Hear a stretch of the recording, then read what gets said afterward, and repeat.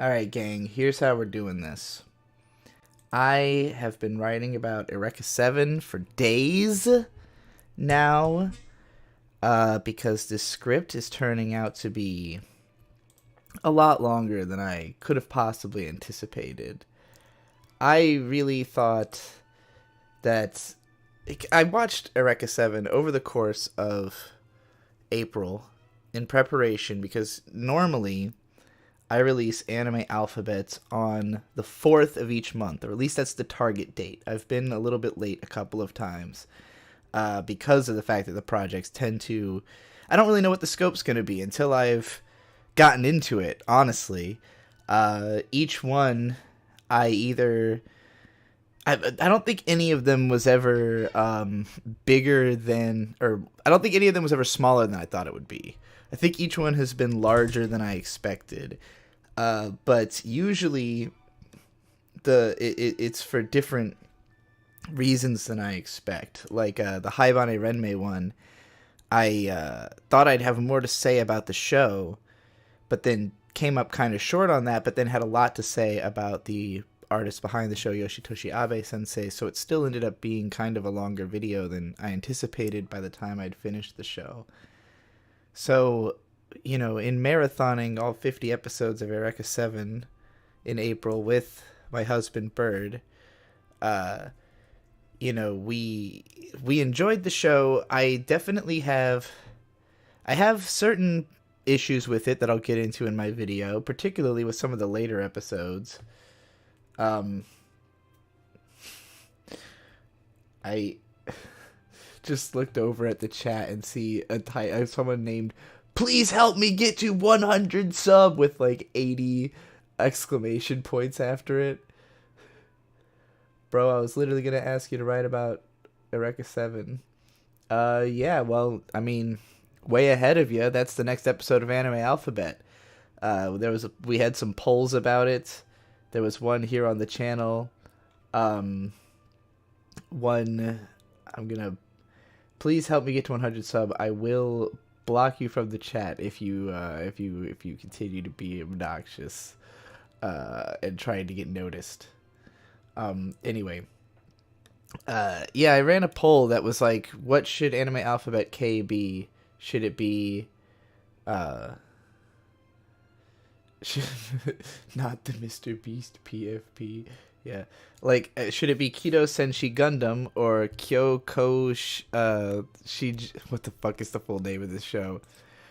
Ko Kyoshihen Eureka 7, which means Zalms of Planets in Japanese. I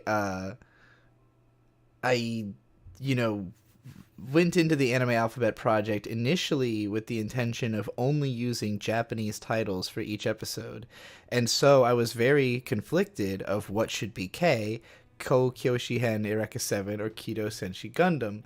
And at some point I had resolved maybe I'll do Eureka 7 on a later run of Anime Alphabet or something. I can't pass up Gundam, and I didn't want to do it for M as Mobile Suit Gundam because I want to do Monster for that. Ultimately, I decided I will just do Gundam anyways. Like, I'll talk about Gundam regardless. I don't really need an excuse. Eureka 7 is kind of a show I need an excuse to talk about. And so, just the fact that people showed more interest in it, like I ran polls on both the channel and on Twitter asking should it be Gundam or Eureka 7, and there was way more interest in Eureka 7. It was like a 60-30 split, and I was excited at the prospect of it anyways because I had put together this Spotify playlist. I'll put a link to it actually in the chat, and if you're watching the VOD, there should be chat replay, so you should be able to get this link there. Let me get the link. How do I get this? Here we go. Share. It's a Spotify link, so if you don't have at least a free Spotify account, you won't be able to open it. But it's it is meant to be my Hot 100 of Spring 2020, but I only ended up picking 43 songs, so it's really the Hot 43. But anyways, on it, I have the second OP and ED of Eureka 7. So, I had played it a few times, And my husband got addicted to it, and I was like, okay, what if we did a what if I covered that show and we watched all of it, and we ended up having a good time. So yeah, I'm here to write about it, and that's what I've been doing. And since I don't really have a chance to live stream anything else while I'm writing this, I thought I might as well give it a shot. So if anybody wants me to rant about anything, drop a super chat. I'll give a rant. We're listening to the Eureka 7 OST, and I'm going to be writing about episode 19, which I just rewatched. Oh boy, alright. First I gotta remember what it was. Oh yeah. Well, I guess this won't show up on screen, me actually scrubbing through the episode, because I don't have it set to be picked up. I've never streamed myself writing before, so I don't know how it's gonna go. I'm gonna get up for a second.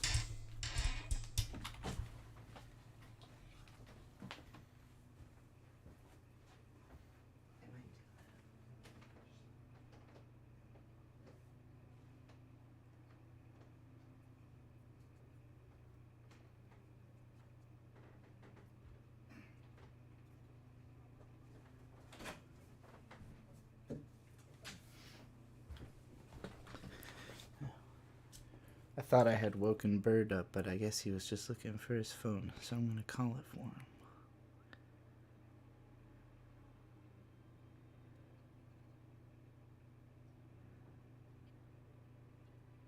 Wow, I get so many spam calls in the average day. It's unbelievable.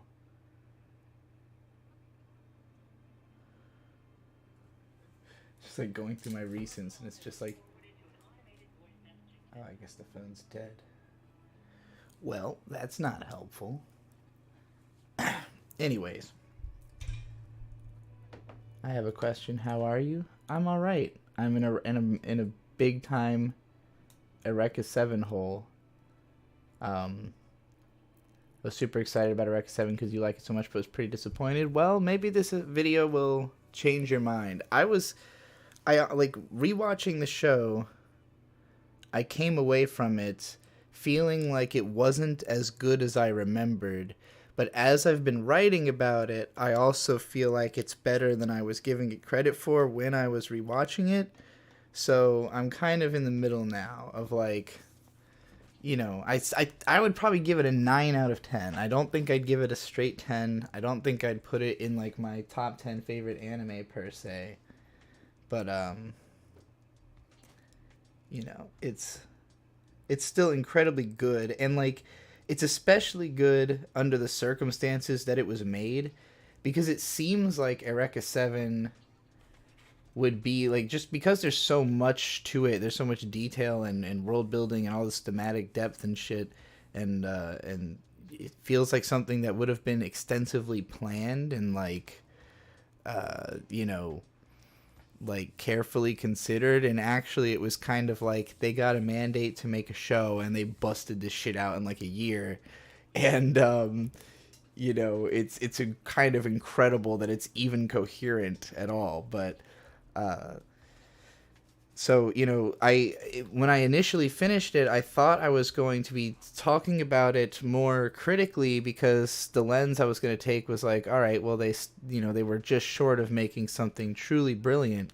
But when I read all the interviews and stuff with the creators, and I got the impression that actually, like, their ambition was a lot larger than what they like had the means to realize, and like what they actually accomplished is in excess of what I would have thought possible given given the circumstances. So that made me want to come at it from a different perspective and really kind of like analyze each and every episode, who did what was like kind of the state of the production at the time, and how all of that contributes to the way that the show ends up evolving, and why parts of it are better than other parts. Kind of get to the heart of what's interesting and what's not about the show, what did or didn't work, what could have been changed to make it better. And I think it's pretty much going to be the most complete run through of Eureka 7 that could possibly exist. I couldn't imagine doing more on the show than what I'm doing here. So, you know, it's going to be a video that I think anybody who doesn't care about this show should watch this video as just an entertainment piece, because it will negate the need to ever have seen it, since I will literally go through absolutely everything about the show. And anybody who does like the show, this is like the you're never gonna get another fucking analysis of this show this in depth, unless this is really successful to the point that it drives somebody to create a competing analysis video of equal or greater length for some reason. But I don't really see that happening. So yeah. Anyways, like I said, I'm just going to be writing a video live, so I highly encourage you to leave super chats so that I can respond to them and give rants. I'm going to try not to answer questions that aren't super chat so I can stay focused on work. Basically, you know, I need to have my attention bought away, because this video is literally going to take so much time and effort that, like, I cannot live stream myself doing other things because I have to work on it. I just realized I haven't put my headphones back on, and there's still Eureka 7 music playing that I'm not even hearing. Ah, yes, we're in the middle of this epic track. You've all just been listening to this, like, sentimental epic music playing while I rant, and I didn't even know. It's really funny. Nirvash type 0 type beat. I'm gonna turn that down a little bit. I actually don't know how, like, if that's even loud enough for you guys to hear. Let me know how the volume mixing is with the background music. You probably can also hear the show actually playing, now that I think about it, at 3x speed over on my other monitor. I don't think it would get copy struck if I was playing this because it's at 3x speed, but I'll keep the mystery of you not really knowing what the hell I'm looking at. Funnily enough, I think the song that like we're listening to is also playing in the scene in the show I'm watching. It's like doubling up on itself. Alright. So part of what I've been doing with this video is basically I'm going through episode by episode and talking about the story of the episode as well as who made it, and, you know, sort of diving into the history of some of the people who are involved, or figuring out, like, what's unique about what they bring to the episodes that they worked on. So, you know, by this point, I'm on episode 19, so I'm quite familiar with some of these writers, like this one, Nomura Yuichi, did episodes 5, 10, and 13 already, which I've talked about in the script so far. So, you know, I'm not going to feel the need to, in talking about this episode, dive that deeply into this writer, except to talk about, you know, what about this episode reminds me of the ones we've already had, so to speak. This episode happens to have been storyboarded by the show's director and pretty much the main creative mind behind the series. If anybody had to be credited with that, it would be Kyoda Tomoki-san. So, yeah, he is basically the brain behind Eureka 7. He is still the one directing all of its offshoots, I think, or at least he's doing the High Evolution films. So, yeah, and he storyboarded a handful of episodes himself, and 19 is one of them. I don't know if I would say that I think he's like I don't think he's the best storyboarder on the show, but I think he understands, you know, the heart of the series the best of anybody, and so, like, his episodes tend to be kind of important. Let's see, Sato Ikudo-san has done, where are we? Where's Eureka? Here we go. So the episode director also directed episodes 3 and 12. So we've talked about them. And Matsushima Akira-san was the animation director for this episode and episode 45. So I have not talked about them yet. So if there's anything unique in particular about the animation direction here, I will certainly be making note of it. Although looking back through the episode, I don't really see anything super noteworthy that I have to mention. So this might be more of a plot-focused write-up for this episode.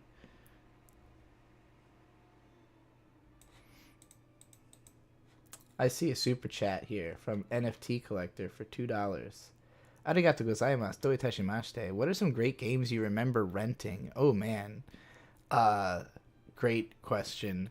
Because I grew up with mostly rentals in the 90s. Because maybe you've seen my Diddy Kong Racing video. But that was the first N64 game I ever played, and it took a long time for me to find it actually for purchase.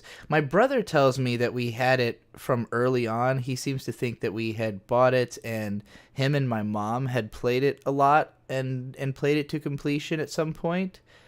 I think that happened maybe after we had already rented the game once or twice, because I distinctly remember playing on, like, you know, the first time I played it, having access to all of the multiplayer levels on a save when we had not been nearly good enough to have gotten that far in the game.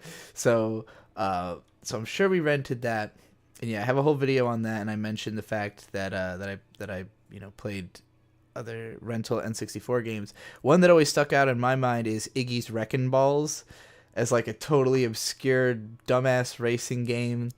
That for whatever reason, the one time we rented it, I just was able to beat my brothers and friends consistently, so I felt like, oh, I like this game, and it took me years to hunt it down, and I did eventually and bought it, but never actually played it again. The Bomberman trilogy is the number one thing that I've wanted to cover. Like, the only reason I haven't yet is that, like, my video game content does not perform. Why I say doitashimashite like that? Isn't that what they say at like stores after you've made a purchase? You like buy something and they say arigato gozaimasu, doitashimashite as you leave the store. I've had this happen to me before, but I don't know if it's how accurate it is. In any case, yeah, my videos on old games don't tend to do all that well, so I don't want to do like too high of a commitment one without thinking that it's going to get any views, but I'd like to play through all three of the Bomberman N64 games again. Bomberman 64 and Hero were my favorite rental games on the console, and eventually I ended up owning Bomberman 64 The Second Attack, but that one was really hard, and I didn't get very far in it, but eventually watched my brother beat it. We rented, like, Clay Fighter, Mortal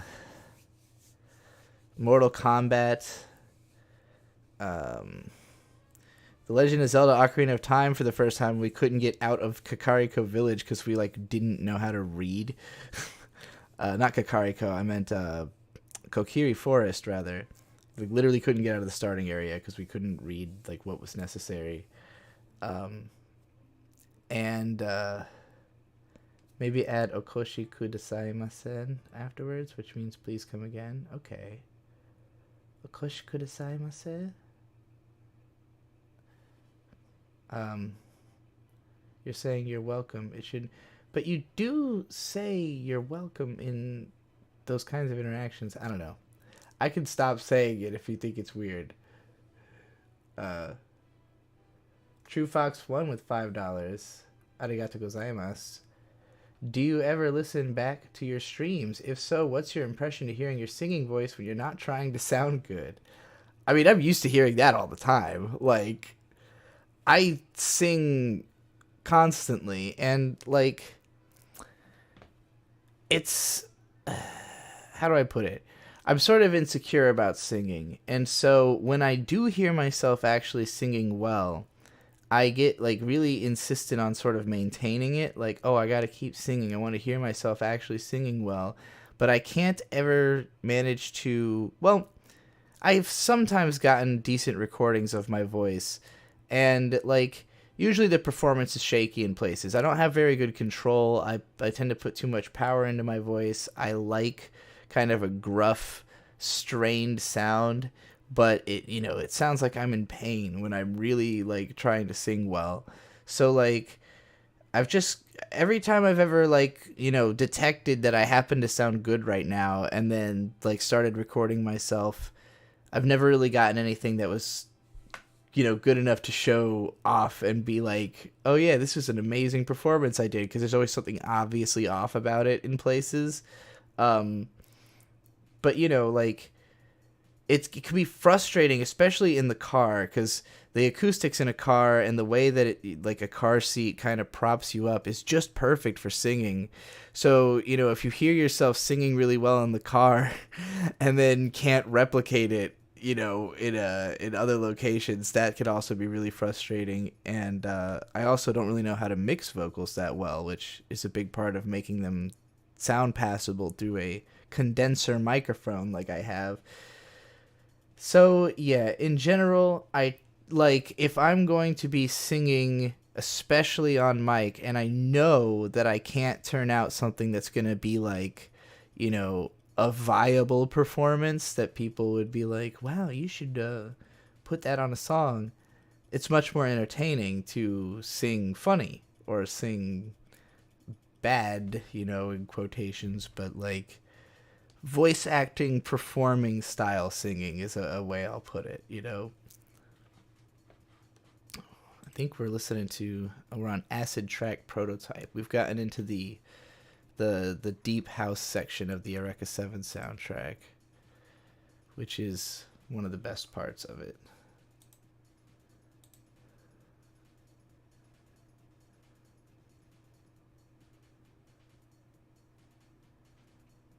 Okay.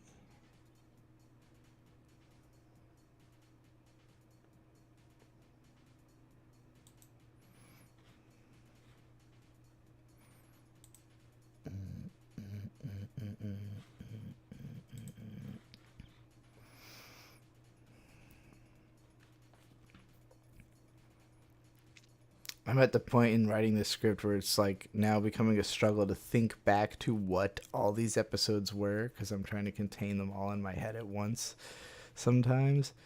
Like, what the fuck was episode 13? Oh, right, that's the one where Renton and Dominic hung out. And episode 10, I think, would have been the one that was focused on Holland, and 5 was focused on Talho. That was the one where they went out and went shopping. So that gives me a pretty good sense of this writer, because they've got a very distinct style of focusing on like character driven, like plot light, character heavy, dramatic episodes. And this is definitely one of those.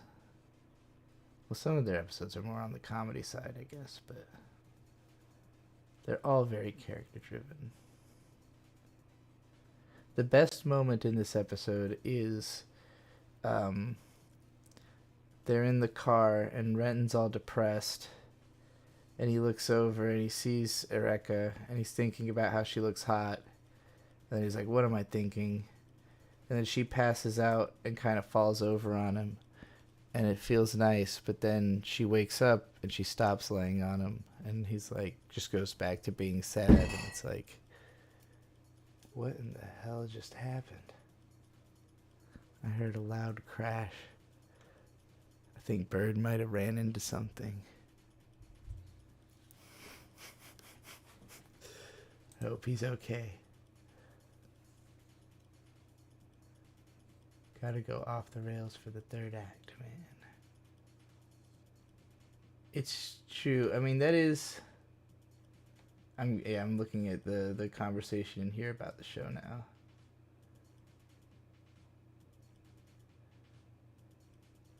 Yeah, generally, like, I think the weakest part of the show is definitely the last stretch, when it gets very plot focused, because the plot is not as interesting as the characters or the world or anything else, the themes, all the other stuff going on. NFT collector with $2. Arigato gozaimasu. What's your current GameCube game 3x3? Oof. Metroid Prime would definitely be in there, because that game's phenomenal. Probably Tales of Symphonia. It's been a very long time since I've really played it, but you know, it was my favorite game for a period of time, and I'm sure it's still the best RPG on the GameCube, probably. And there's lots of good things about it. I'm trying to find my folder of like every video game I've ever played so I can look at it real quick and get a sense of what GameCube games I've played. Here we go. Stuff I consumed, games I've played, and let's control F for GC.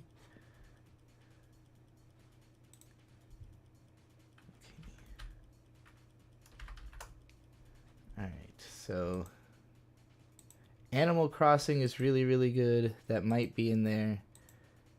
And the first one is the only one I really have a lot of experience with, so it's still probably my favorite. I really like what I've played of Final Fantasy Crystal Chronicles, but I never got that far in it, and I recently purchased the Switch version, and I still haven't played it yet. F-Zero GX is really, really good. Again, way too hard, but as a multiplayer game, it's one of the best racing games ever.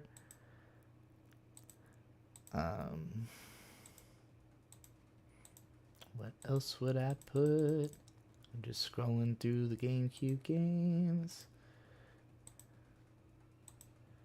Oh, of course, Phantasy Star Online episodes 1 and 2 is like one of my favorite games ever.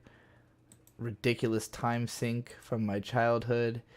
Pikmin I thought is pretty solid. I still haven't played Pikmin 2, which I've heard is supposed to be even better, but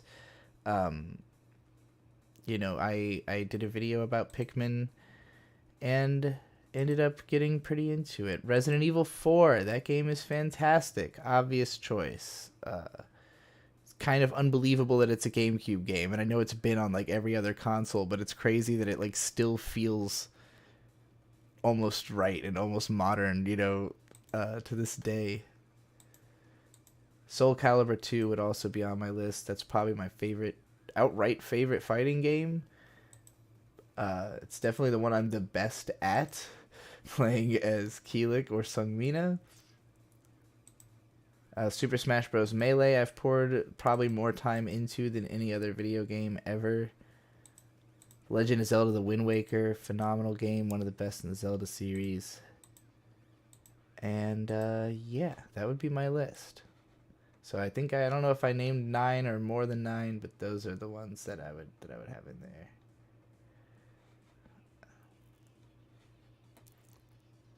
All right. Okay. I haven't actually written anything yet, and I've been streaming for... How long have I been streaming for? 27 minutes. I've gotten some sense of what I'm going to say, but I'm kind of like rewatching the episode to remember all over again, because like starting up the live stream kind of wiped my mind of having watched it right beforehand. I'm watching it at 3 times speed on another monitor. You can, I'm sure that some of you have already read the remnant of a paragraph that ends here about the ending of the previous episode. Okay, I think I'm going to start by talking about the writer.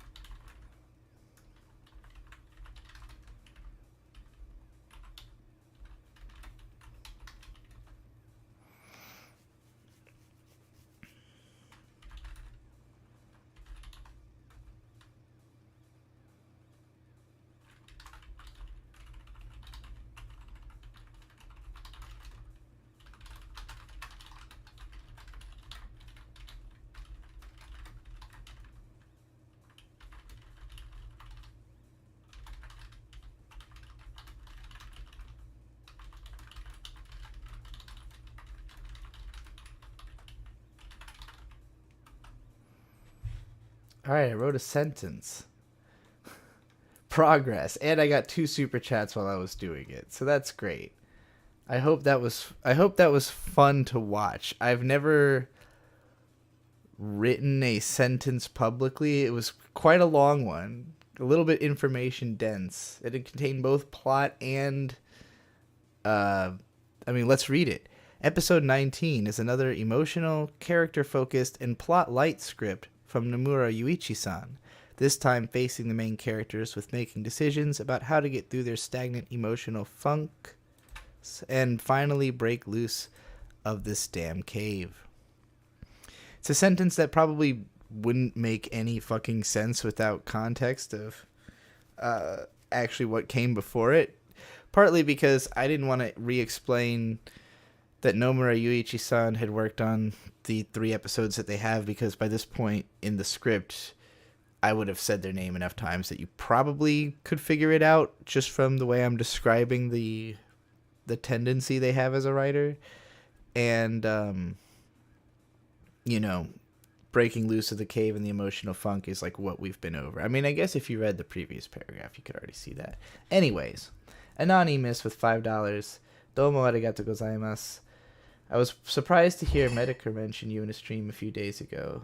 Did Ethan Ralph really show up to your house and try to fight you? Yeah, there's a whole video of that. It's the Void Gazers special, what's it called? The Shortcomings of Ethan Ralph. It's like a Jerry Springer episode that I made as a YouTube video out of the event that we had on video of Ethan Ralph breaking into my house and fighting Riley. So, and Mint and Bird. So go, watch that if you want to see some real crazy shit. True Fox 1 with $10. Arigato gozaimasu. Do itashimashite. I guess I'm not supposed to say that last part, though. Do you think some of your disdain for light novel prose could be a result of poor translations? There might be limitations in evaluating technical writing with the language barrier. Of course. I think that's probably a huge aspect of it. But it's just, there's no way around that. And, sometimes you can kind of feel the bleed through of like, okay, this couldn't have been written well. Like... So, I got into light novels through the Boogie Pop and Others translation by Andrew Cunningham. And, for a while, I actively was seeking out stuff that he translated. I was reading his blog. He had a blog called Eastern Standard. And, I learned a lot about translation and the art of it through following him. And I learned a lot about anime. I learned about JoJo's Bizarre Adventure because of him. I think the fact that he was so good at what he does was a big part of what made me enjoy the light novels that he translated. And there were very few that he didn't handle that I liked as much as the ones that he did out of what I read. So for sure, translation has something to do with it. But at the same time, reading Bakano, for instance, it's just sloppily written. It's not just a matter of the prose. It's the whole structure, the way characters communicate. It's just not good. And whatever potential it had was obviously brought out in the animation. And even reading Do Da Da Da, I felt similarly, where the writing is better, but it's just too long-winded and repetitive. Unnecessary. And Rising of the Shield Hero, one time I tried to read a fan translation of that, and beyond, again, I've tried to read fan translations where I was just okay, the prose in this is too impenetrable, I can't get through, that they fucked it up. But that was a case where it was beyond that, just the attitude of the writing that was ugh, I can't read this. And maybe in Japanese it would have read as more sarcastic or funny or something, but in English, it definitely didn't have any kind of feeling of wit to it, so that made it really difficult to read. Whereas as a manga, since it wasn't completely bathed in the character's perspective, and that writing style was way more tolerable. Satan-kun gave me $2. Domo arigato gozaimasu.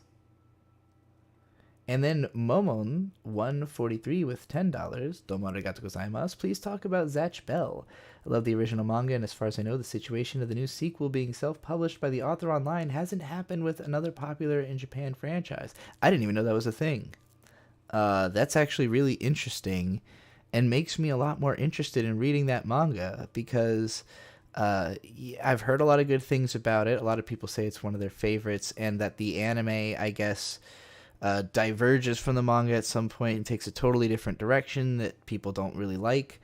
I've known people who enjoy both the manga and anime, and I watched like probably 30 or so episodes of the anime back when it was on Cartoon Network.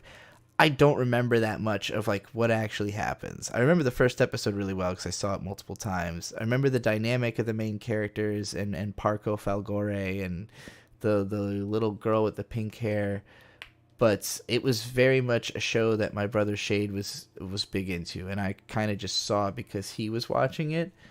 But like some of my friends later on told me about how the manga gets crazy epic, and like I've seen some of the the 1-page illustrations that are just crazy badass.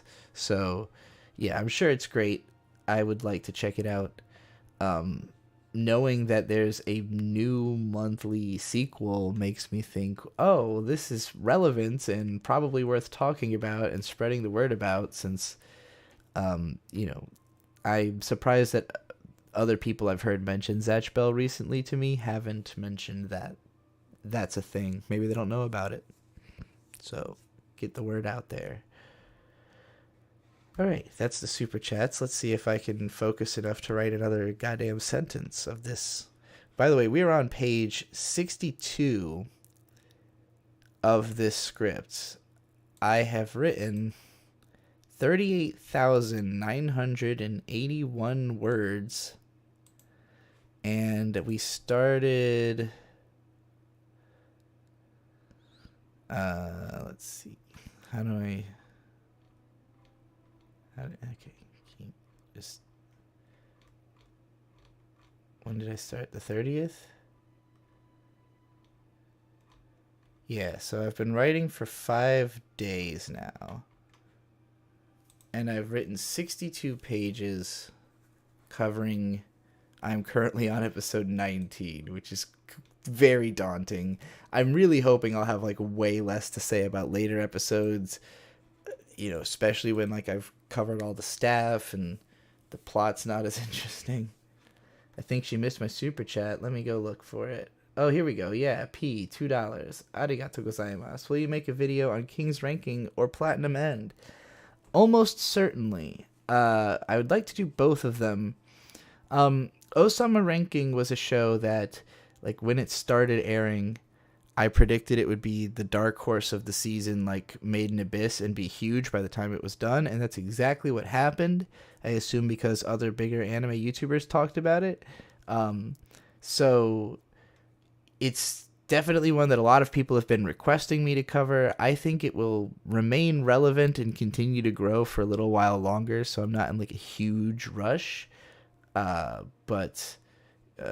Yeah, I will probably cover it before very long. Platinum End, I am less sure about because I watched the first few episodes. I was kind of enjoying it. I heard people didn't really seem all that hot about it all the way to the end. Maybe that's the angle to take. I don't know. I just don't know if it'll be interesting to talk about, but we'll see. Ultimately, I'd like to talk about pretty much anything that people want me to. Anything that will get views, and both of those seem like they would get views.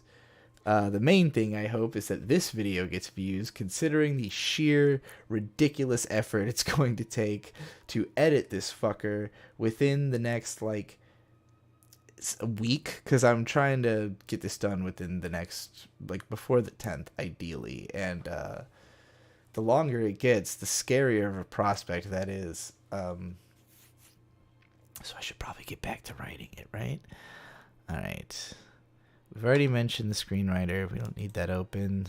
The storyboards are by the director. The episode director has done stuff before. Episodes 3 and 12. 12 was the Corallian episodes. That was the previous experience.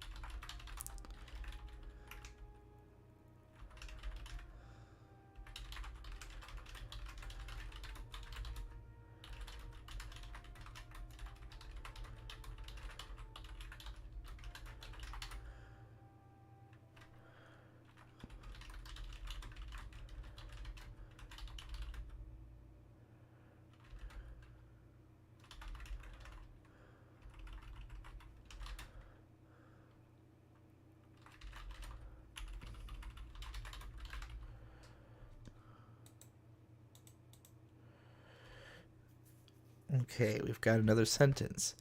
Episode 12 was the first experience directed by Sato Ikuro-san, and here we see, here we have, and here we, and this is the second, though series director Kyoda-san's storyboards for this one don't get nearly as trippy or postmodern as what was brought out of the writing of the first one. Cool. So if anybody doesn't remember, Experience 1 is the episode where they go into the Corallian and they go in, like, Anemone and Renton and Eureka all share a dream where Renton falls into a giant toilet and he finds Anemone naked in the fridge and she calls him a pervert. Good episode. Oh, I didn't know there was an audio commentary, so now I definitely want to see that, because that would probably help with this as well. Although I fear the thought of adding even more detail into this script after already being as detailed as it fucking is currently. And I also don't know if I want to restate too much of what's already been said, but I also need to make sure that I watch that so it doesn't contradict anything I said in my script more than anything. So yeah, I'll probably have to check that out. Is it for like every single episode, or just for episode 26? Goes into the technical aspects in a detail, man. I'll definitely watch that one if nothing else.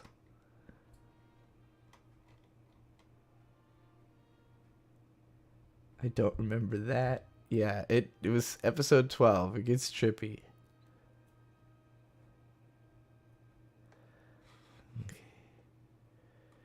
Okay, so we've mentioned the director and storyboard. I just gotta mention the names of these people, but I've already talked about them at length earlier in the script, but this person, Matsushima Akira-san, has not come up yet. But we already kinda... Yeah, I was talking about this earlier, that there was nothing particularly so unique about the animation of this one that I felt like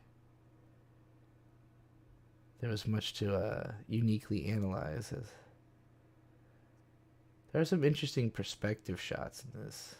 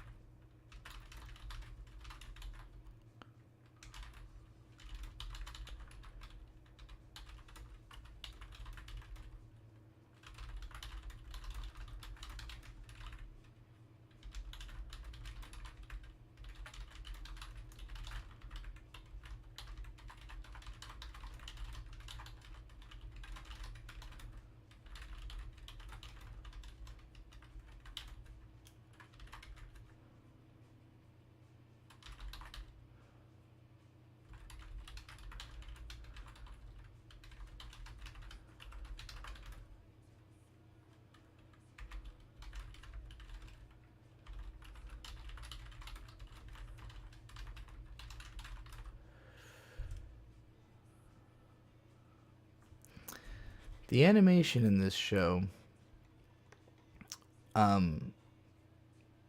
is pretty goddamn impressively consistent.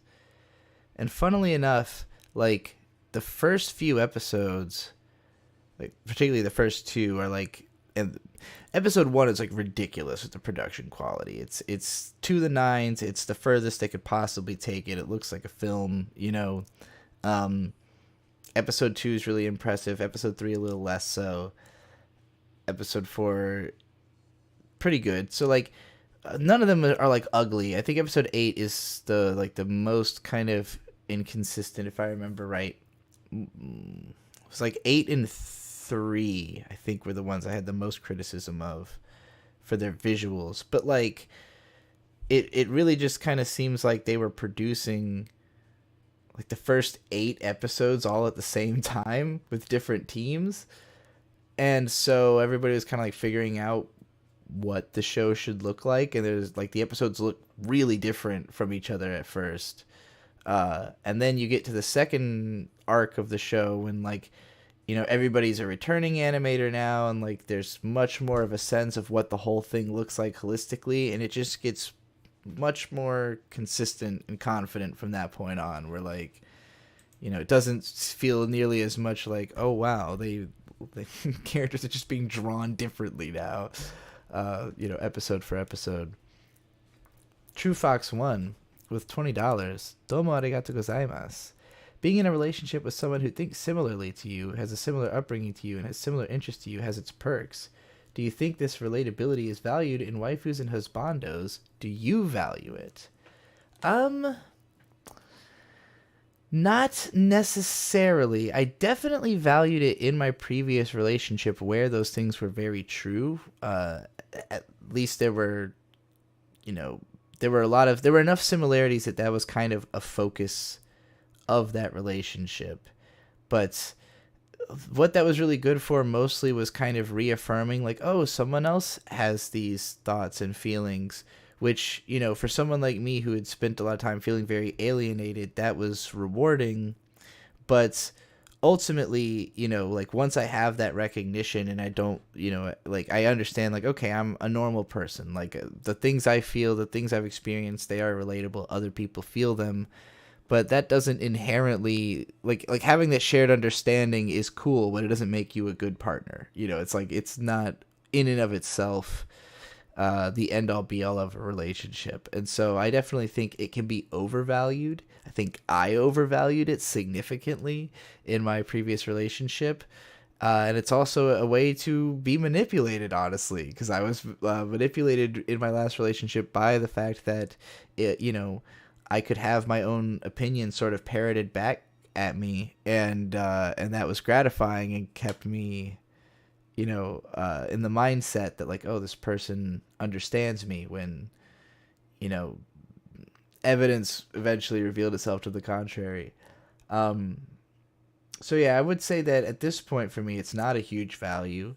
I actually think that in my current relationship, a lot of the value is in the fact that we have such different perspectives, that we understand each other because we're both, you know, we're still like one of 3 siblings. My dad comes from Southern California, so it's not like a totally alien culture and world to me. And both of us are interested in exploring and being on the road and meeting lots of people. You know, we both have similar sort of standoffish, dissociative tendencies, but also to be like really, you know, we understand the need to be like aggressive in getting what you want. So there's plenty of things that are similar about us, but like, you know, the differences are what really brings the value to our relationship, in that like we're going to think about shit the other person doesn't. You know, we're going to pick up on things that, you know, and be able to say like, hey, you know, you haven't even picked up on the fact that you are doing this, you know, because like it's just such a different perspective. So yeah, the phrase opposites attract, I don't agree with that at all, because I think that people are just pick and choosing, like they're focusing on the fact that there is one thing that is opposite about them, and then saying, oh, opposites attract. And it's like, yeah, but you're similar in like more ways than you're opposite. Like anybody that you're even in proximity with enough to have a relationship with, like, has to be similar to you in enough ways that they found themselves in the same circumstances as you. Like, it's just rare that you would ever end up even in a conversation with someone who didn't share enough similarity with you that it should be reasonable that you could hit it off and have some kind of chemistry, so I don't think opposites attract, but I do think that what is attractive about other people is where they fill in the stuff we don't have. That like, oh, you're like me, except you're different in ways that make up for my issues. You want somebody who fills in the gaps for you, where like for me the biggest, like, the most important thing that Bird offers for me and teaches me is being personable. I am not personable. I am like, I come off weird and standoffish, and like I'm either afraid of you or like you should be afraid of me, when I meet people in real life. And Bird comes off as affable and charming, and people want to be around him. So like, he offsets my awkwardness really well, and I offset some of his awkwardness also, because he thinks really fast and has trouble deciding like what information is worth sharing with someone. And that's like what I've spent my entire life figuring out how to do, is like whittle down all the noise into signal to send a message to somebody that they'll pay attention to, so yeah, I think that's the strength in our relationship, and what I think makes something work. It's like, yeah, we're similar, we get it, we have the same ethos, the same idea of what the world should be, but different approaches that complement one another in how we go about doing it, Anyway, that was a very long answer, but it was a very big super chat, so thank you.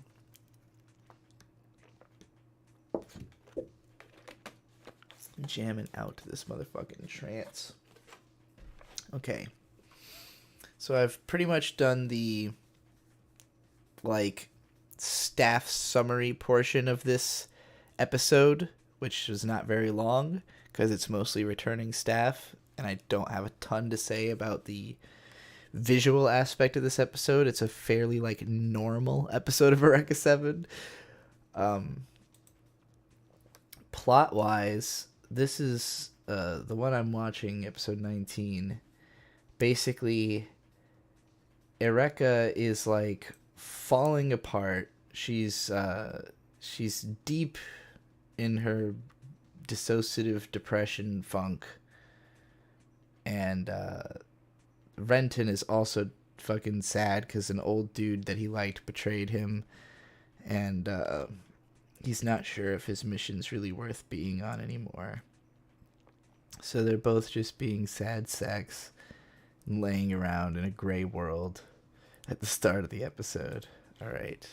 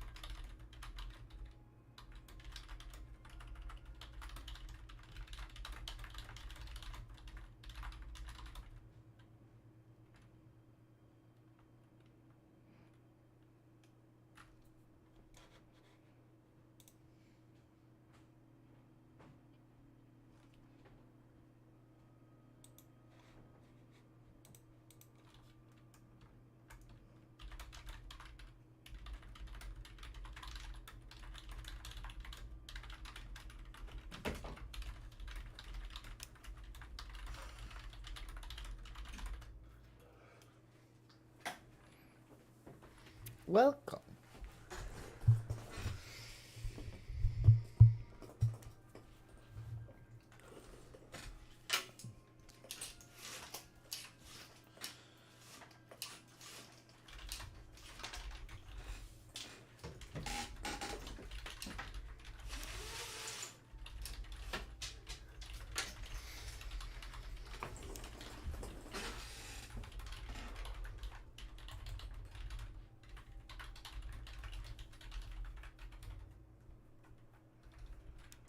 Okay. That was a whole paragraph. How'd you guys like that? I still don't really know if this is like exciting or interesting, especially when I go quiet like that. But I guess you've got the Eureka 7 soundtrack faintly somewhere in the background. Gary Always with $5. Domo arigato gozaimasu. Which HS character did you most identify with when you first read it, and is it still the same now? HS? First read it. Without super chatting, could you specify to me what HS stands for? Another super chat from ChewFox1. Domo arigato gozaimasu.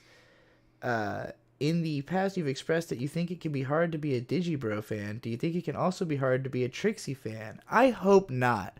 Actually, if I could clarify, like if I could characterize my mission, it's to make it very easy to be a Trixie fan. Trying to make anything that made it hard to be a Digibro fan, I would like to weed out. I don't want anybody to think it's hard to be a Trixie fan. If there's some reason you do think so, let me know. I might work on it. Who knows? But I am interested in being accessible. I'm still trying to figure out what HS stands for from Gary Always' super chat. Which HS character did you most identify with when you first read it? I'm trying to think. It's like a book, a manga. Hataraku Saibo,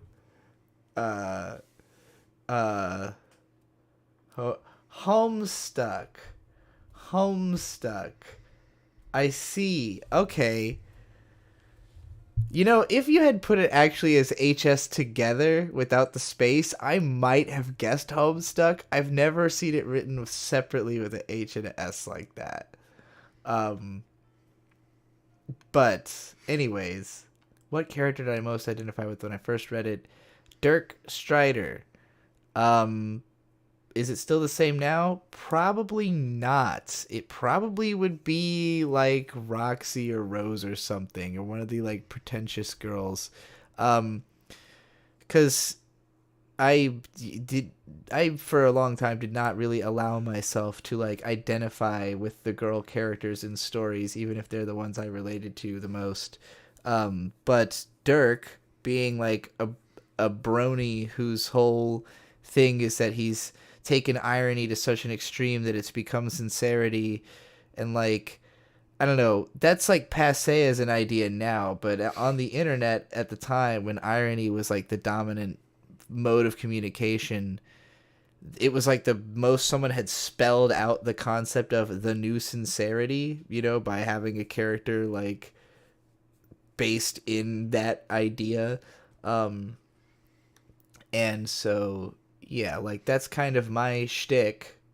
It's like the hyper sincere, I don't care what it looks like, I just care that I present the empathetic perspective or whatever. So yeah, I still feel like Dirk would probably be pretty relatable, but he's also kind of like a moody emo later into the story. So I don't know. I feel like I didn't like where his character got taken, but I can't remember that well where Act 6 even goes. So yeah, I liked Dirk.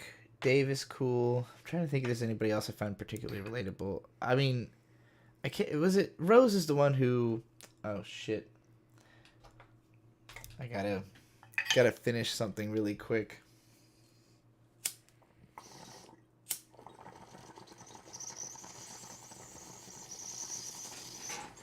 Dear math, grow up and solve your own problems. What's that from? This sounds like a Fairly Odd Parents quote. It's a Twitter thing. How is your Fairly Odd Parents rewatch going? It's fine. I'm like 4 episodes in. Do you think you'll end up going all the way, or do you think it's more of a passing fling? It's good. It's a good show. I think I'll watch all of it. It's a lot more... How many seasons are there? On Netflix, 3. Oh, okay. That's manageable. That's probably why they only put 3 on there. They're like, we know you'll watch 3. Yeah, I'm actually done with the first season. So I'm 7 episodes in. Oh, okay. So season 2 has 13 episodes. And then season 3 has 19. That's not bad. It's a cute show. It's a lot more satisfying and fulfilling to watch than almost anything else on Netflix. Because it's a good show.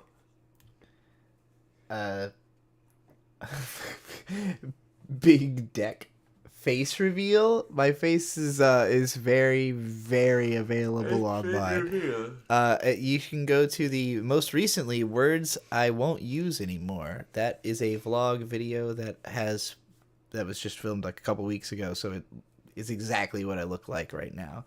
I don't have a camera set up. I don't have a webcam set up, rather.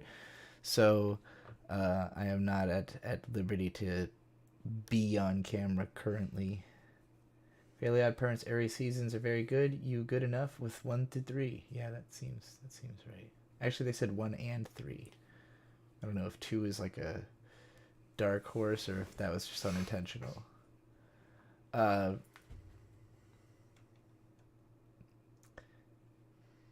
Anyway, thanks for the super chats once again. This is a surprise. I'm glad that I can make money writing in front of you all. Actually, what the hell happened to the fucking paused continue watching? Yes, please. I need to hear the ego's accidental firing. Seems about right for the themes of this show and episode. Let's read this paragraph I just wrote so I can actually remember what I just wrote. Actually, I don't know if I ever read the sentence before that, because I was trying to read this sentence by sentence. Yeah, so I read the second sentence I'd written, so we'll continue from there.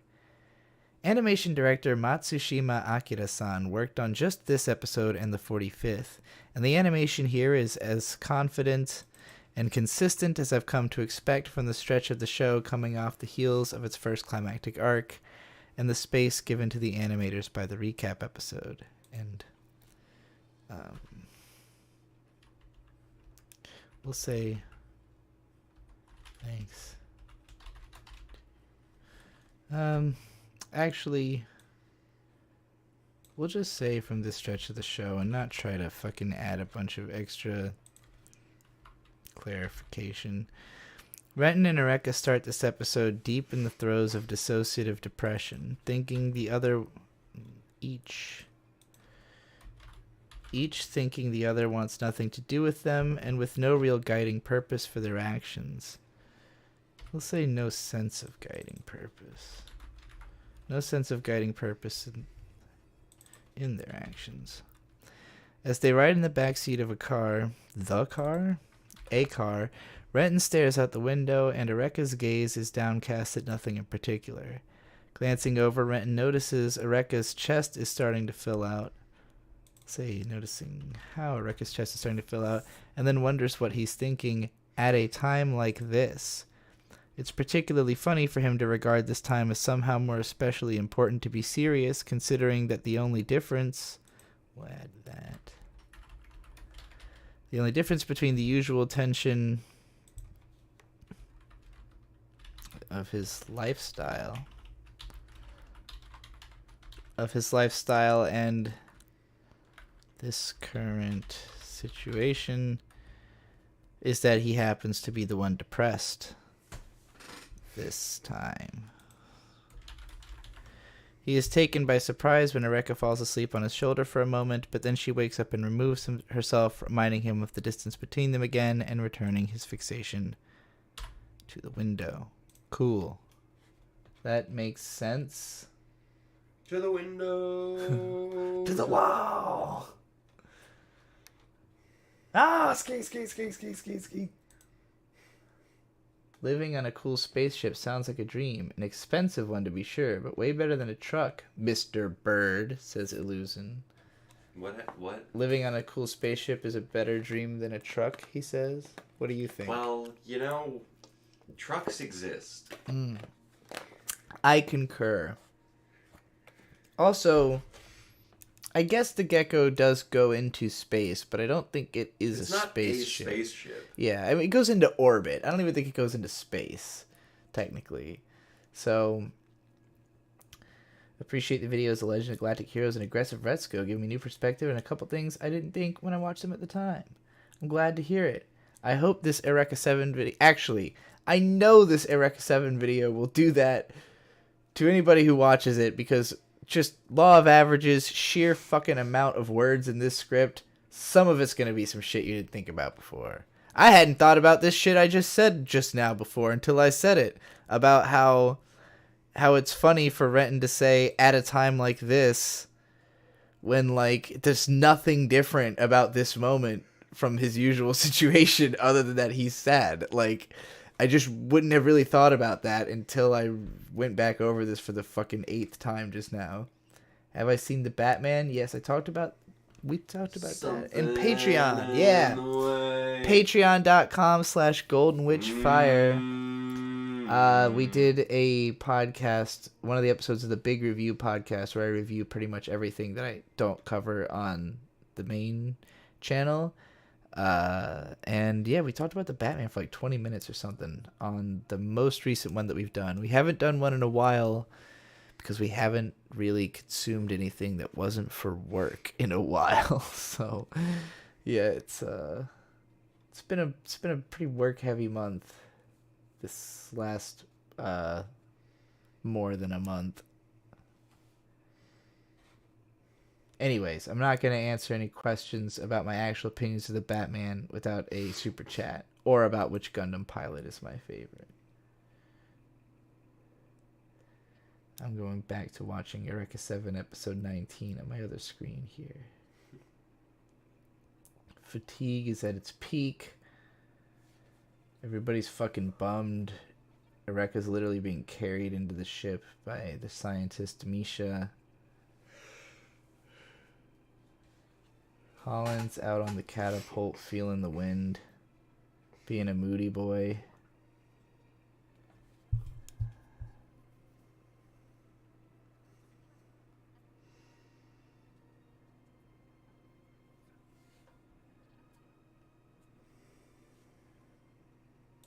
Okay, so there's a scene where... I'll just write it.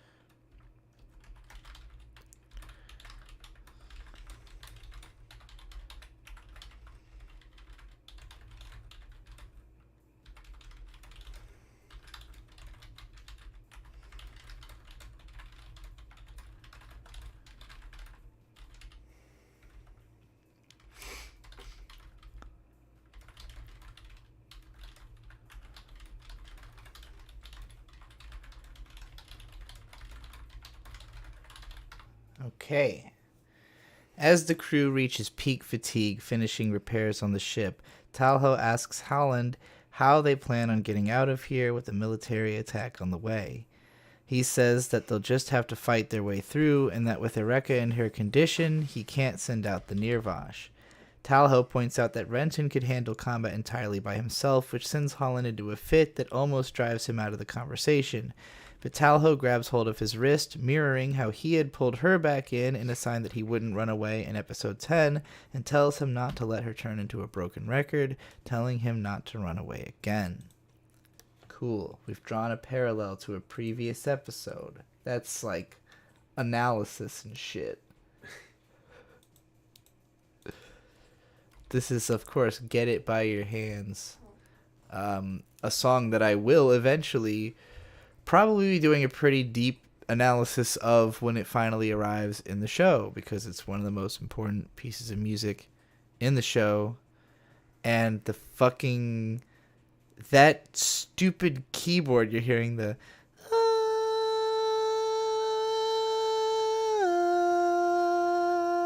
yeah, there's reasons that will haunt me for the rest of my life after really keying into it in a certain episode. We all know, everyone who's seen the show knows what I'm talking about. But, really? Yeah. When Ray's fucking, after Charles is gone, Ray is attacking, and she keeps going, she's lost her mind. You can't hear what I'm listening to right now. No. I've got the Eureka 7 OST playing, but in Get It By Your Hands, like, there's like a keyboard that is playing that sound. So that's why she's doing that, is that it's in the song. And in the song, it's not like spooky or horrifying necessarily, but taken just by itself and sung that way, it's like the most goddamn haunting thing in the world. That's the best ep, low key, says Soshi9. It's really good. It's up there. I don't know if it's the best episode. My favorite episode is probably episode 7, which is the hazing episode, where they bully Renton and Moondoggy, and it's just fucking hilarious, and it's very true to my own experiences. Gary Always with $2. Domo arigato gozaimasu says, better rapper, Enlit G or Vizzy? Wow. You're really giving me a decision to make here. Well, I'll tell you, they're very different. I would say that if we're talking about like energy, performance, like the technical ability to deliver a rap, I would say that Jesse comes out on top because he's fucking ferocious. And the messaging in his bars is incredible. His verse on my song, fucking, what's it called? God damn it. Faith in Humanity off of Emotional Anime Raps 2 is a god tier verse. And between that and his verse on The Coolest Guy, those are probably my favorite two from him, the ones that have had the most influence on me, where like I've, heard them enough times, copied them enough times, have copied flows from them. Also his verse on Get Action, I think, is legendary. He's got a bunch of good songs like Lunatic and fucking oh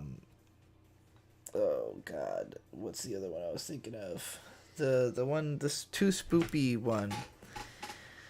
Vizzy doesn't have as long or as deep of a category going as far back. He's a lot younger than Jesse, and so, a lot of his output has been with me or was parody songs he did for the Dick Show, some of which are incredible. All Flags Are the Same is one of the best parody songs ever, in my opinion. I believe it's All Flags Are Gay. Is the title? Is it All Flags Are Gay? Anyway. That's All Flags Are Pride Flags. Is that the name? I can't remember the actual name of the song, but it's about how all flags are gay flags. And it's a parody of a Juice WRLD song. I know he had another really solid rap song. What's the one that you had like background vocals on that you guys did way back? So I remember that one being really good. You gotta help me. Yeah, I don't know. I don't know the name of it. It would be on his SoundCloud. But I think Vizzy's done some really, really interesting stuff with self-produced music in particular. His weird LP and EP that he did with his own production are like super unique, and he can bust out raps just instantly. Like the stuff he writes, he's put it to me like I can't just write out of nowhere. He's not somebody who just like can sit there and listen to a beat and just like well, I've seen him do it, so he says he can't, but he told me that he has like a limited number of bars inside of him that will ever come out, so he cares more about like actually nailing the song and like, using these bars until they are perfect, until they've appeared in a great song and stuff like that. And so he's got songs that he's been working on for up to a year now that are like building towards the Sucker Punch LP that have real craft put into them. And so, some of my favorite Vizzy verses and songs aren't even out yet, but Alcohol and Ativan, fuck, please don't. Actually, that alone might have to put him like at least on par with Jesse, just for the please don't call this alcohol and Ativan. I'm adamant, it's Ativan and alcohol to order what I had and when the order of it's relevant. Like that's one of my favorite verses. His verse on Disassembled is really good. He's got a lot of great verses on songs that we've done together. Everything on Hurricane Season is really solid. Hard to pick a favorite from that of his verses. Probably the one from 845. But yeah, there's a lot of, and his bars are also the type where like they can be interpreted in multiple ways, which is always interesting. Like usually his intention was pretty straightforward, but he writes it in a really poetic way that could mean a lot of different things. So yeah, that's a difficult matchup. I think Vizzy G shows more potential in that like he's much more dedicated to rap specifically as like this is what I'm trying to do with my life. What am I talking about? I am answering the super chat. Gary always said, who is the better rapper, Enlit G or Vizzy? They're both friends of mine who rap. And both rap very well, so it's a difficult comparison. They both have they don't both. Jesse has a long career that is sporadic with rap releases, so like he's only really dropped stuff every once in a while, but most of it's really good. Whereas Vizzy only sort of recently got started, but because of me sort of like constantly trying to get him to release stuff, he's put out a lot of really good stuff, and the stuff that he's actually like holding on to and trying to make good, I know is going to be really mind-blowing. So yeah, Illusion with check 20 says, Bird, how is Trixie's Getting Personable quest going? But Bird has already left the room. I don't know if Bird, are you still there? No, I think he's gone. I think he went back to bed. He's got to work in the morning. It is the morning. He's got to work in like 2 hours. So, he woke up.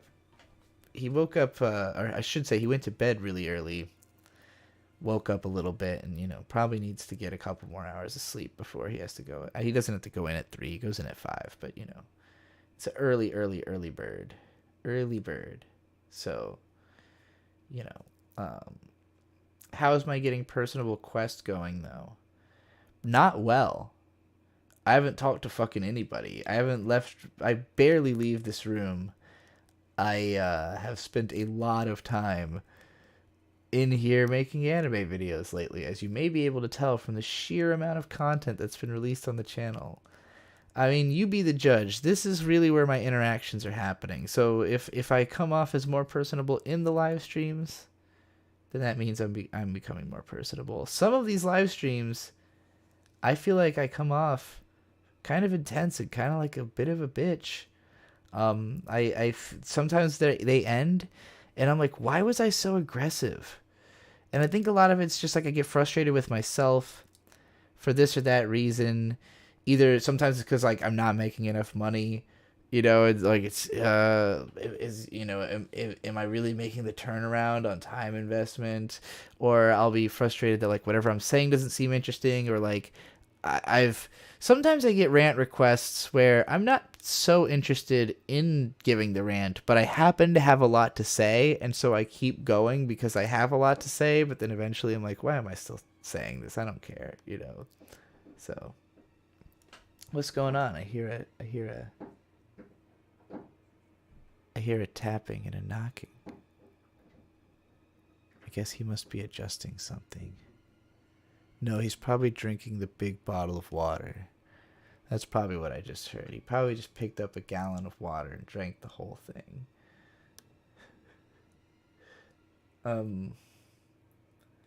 Didn't actually expect you to pick one. Just wanted you to analyze and promo them both. Pick one of...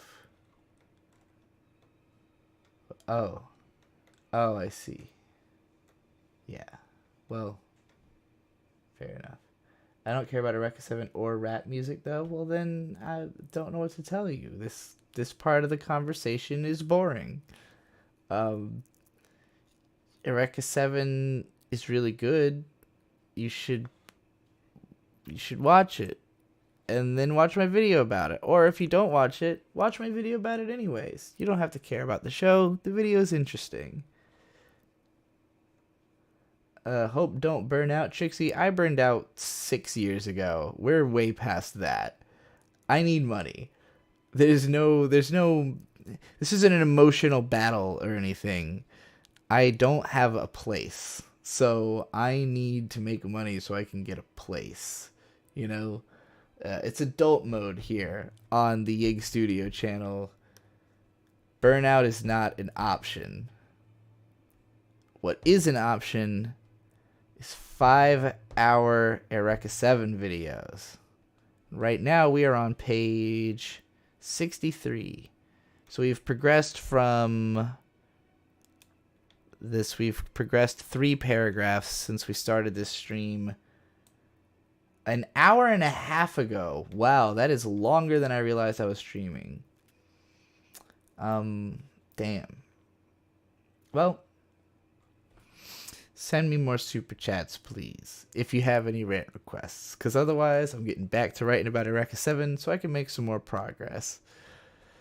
Alright, okay, I guess I can keep watching the episode because I've summarized the plot events so far.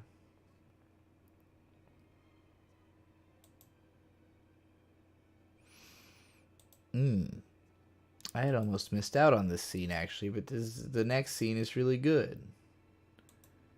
It's a good thing I comb through these thoroughly to make sure I capture everything.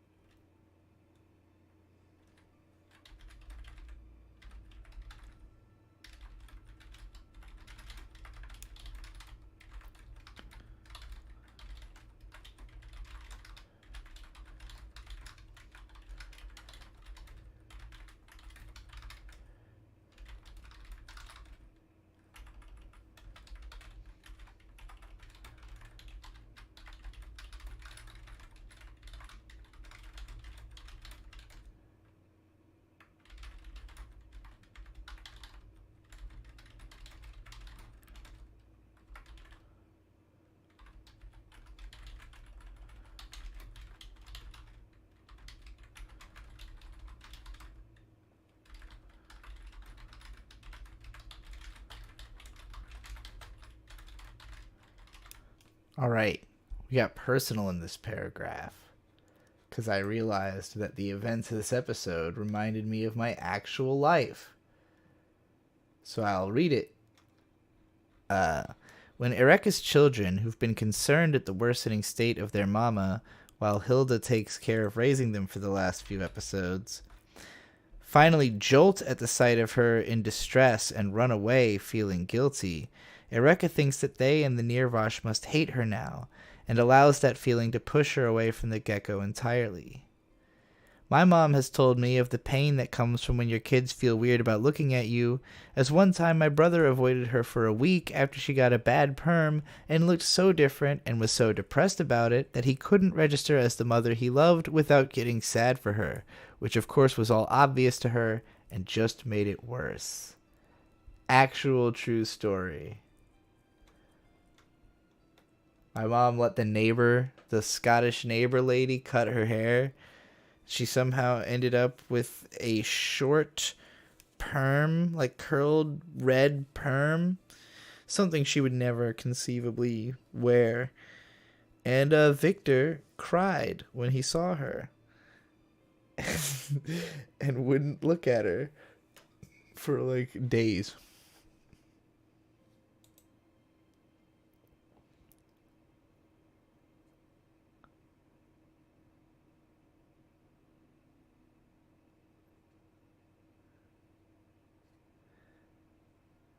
Alright, I'm watching the episode again. Eureka's like literally fucking unable to walk, stumbling through the halls.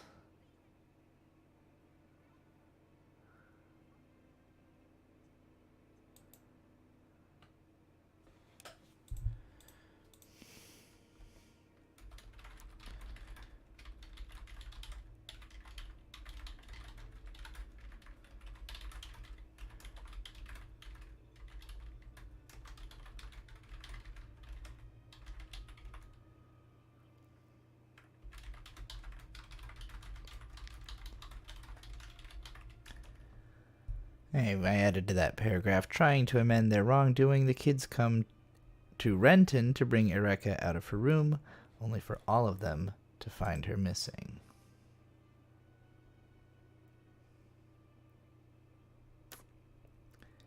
Explain to me why I should respect pronouns without appealing to emotion or saying, well, it just doesn't hurt anyone, so okay. What kind of fucking idiot wouldn't respect pronouns? I don't understand the mindset by which you would not. Because it's basically just saying to someone, hey, I don't respect you. Hey, I don't respect you. Hey, I don't respect you every time you address them.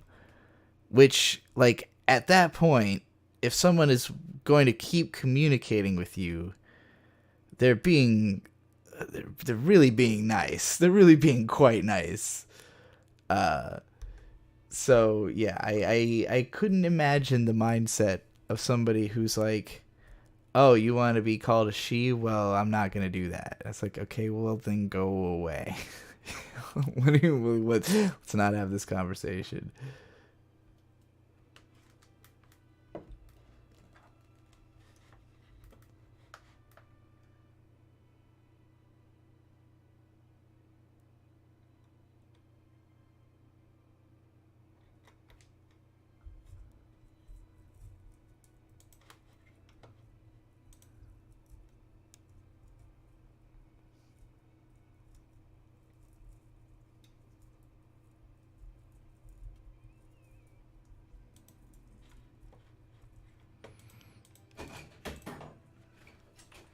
There's some not respecting going on in here.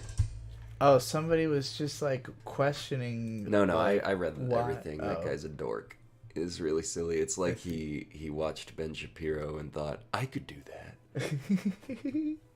I didn't read anything else he wrote other than Well, it's the one thing he said, it was clearly like a conversation. Like, I had to see, because like it was a response to him getting dunked on. I'll respond to this because he said gender isn't a thing, sister. I agree. I don't think it. It's a respect thing. Like that's all I've argued.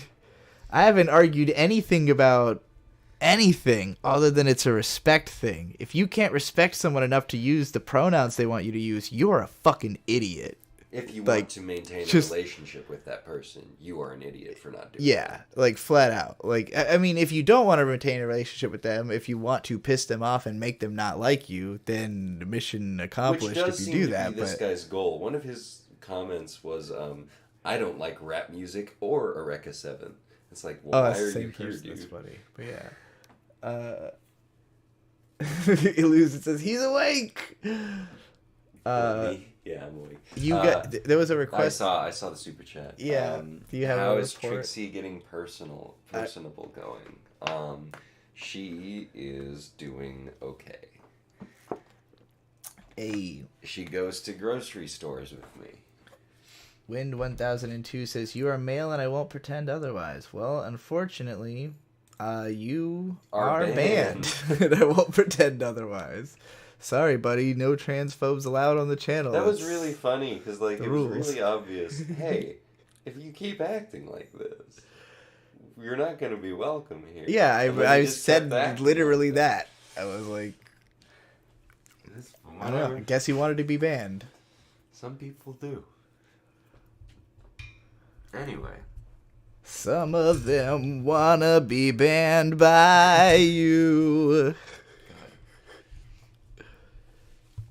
Censorship moment. There's no censorship there. I read everything he said on the show. It's actually been immortalized. Yeah, I mean, who cares? Also, the guy's being a jerk and a dork. And no, if you don't kick people out of your house when they're fucking up the furniture, again, you're the idiot. Bird, have you seen Eureka 7 before? No, never. Didn't watch it with Beatrice. We just watched it. All We of just watched the whole thing. Yeah, no, I give it like a strong B-.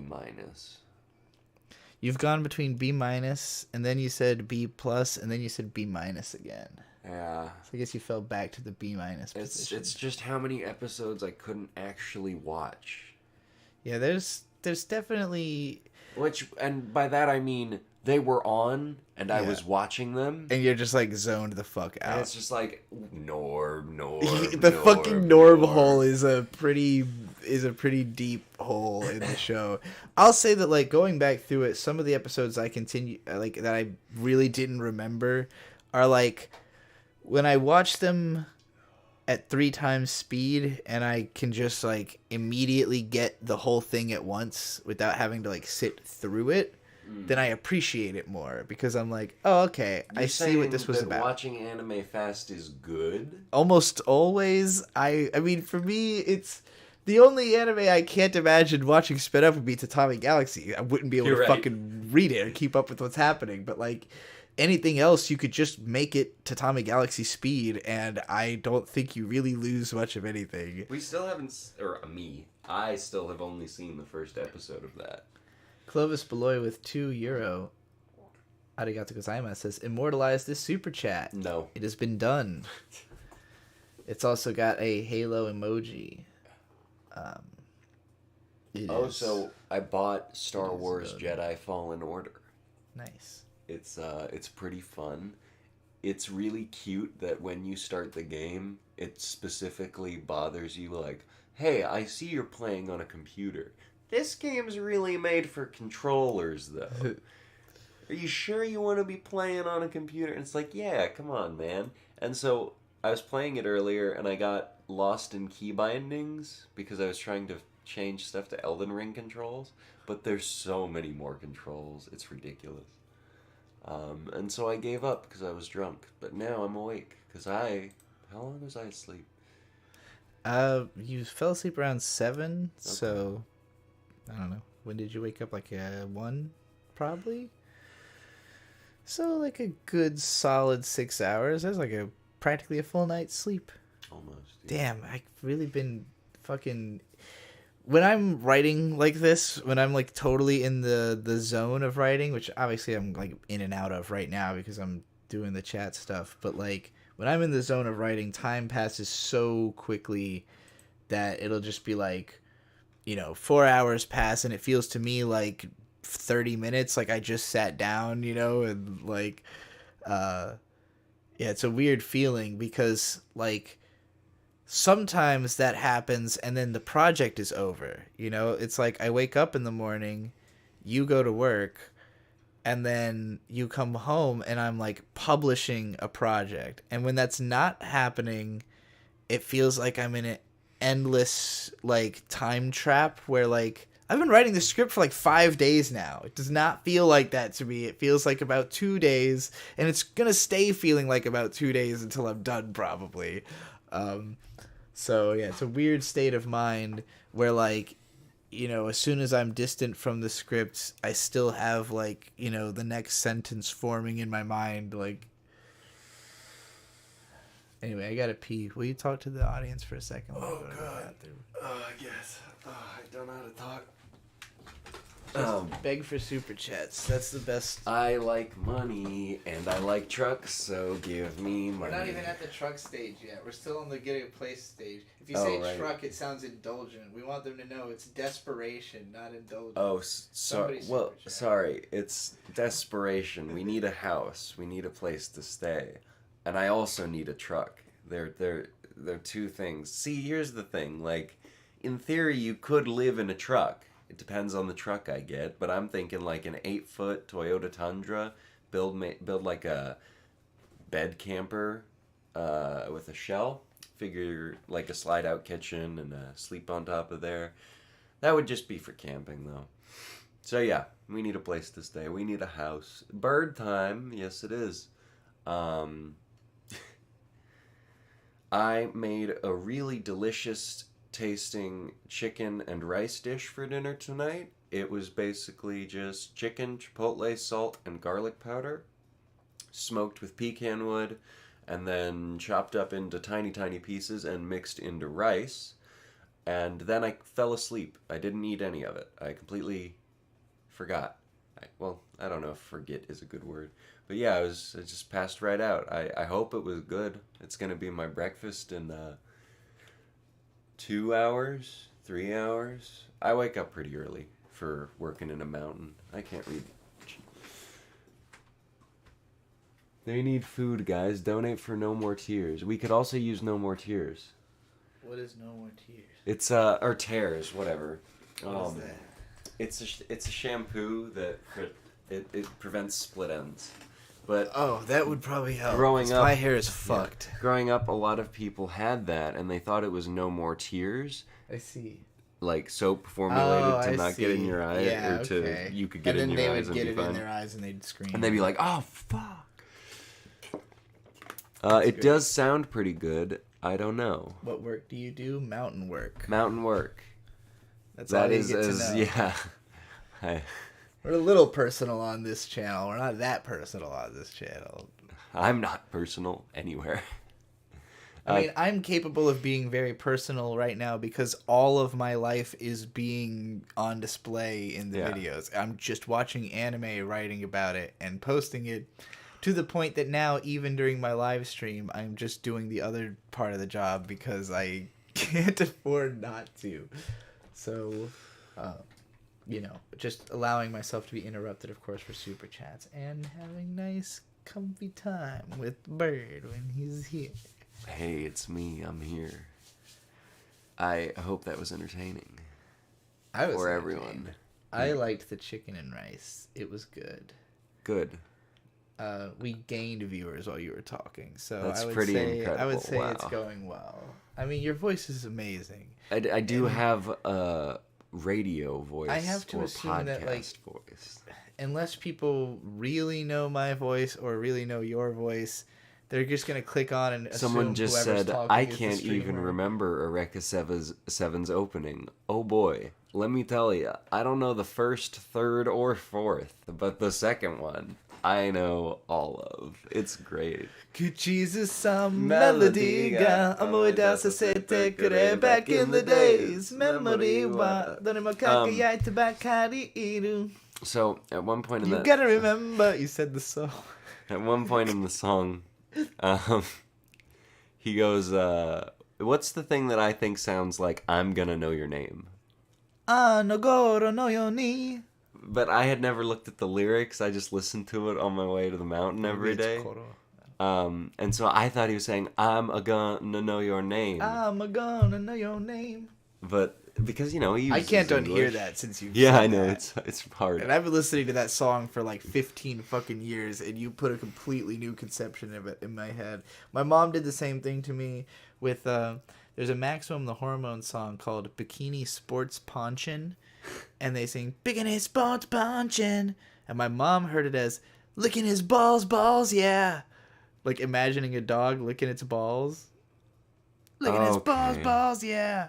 I don't like either of those. No. Neither of those are very good. That rapping or singing that brings back sweet memories. I know. It's very good. It's so good. Memory wa Trixie has seen Homemade Kazuko. You gotta remember, I did. In real life. Whatever. I don't know Japanese. Family. Homemade Family. That's cute. Yeah. That's so nice. Good for them. 将来と夢ならに書いたあの頃の俺からなんだ書いた現実と理想や狭間やられ純烈は炎は消えかかったちょっとまた勝負これからせはた諦めた時点でゲームオーバー現状はこの手で切り開こうか覚えていますか私は確かかすかなくবহু残力を出した明日のために生きてましたその気持ちどうか忘れてないか Fly away Amazing grace Oh yeah Cherry blossom So that is I don't like that song, but Cherry Blossom is fun. Just that one part of that song. I think the song's great. I don't like it. I could do without any of the Amazing Graceness. You also made me realize that the song Taiyo no Mannaka, the third theme song, sounds like a Christian rock song. Yeah, no, I'm never gonna be able to unforget. Most of the music in Eureka 7 sounds like Christian rock, but it's not Christian rock, and so after Homemade Kazoku. After the second opening stopped, I just kept hearing the Christian rock opening and then like doing other anime intros too. I don't remember any of these, but it might be fun sometime.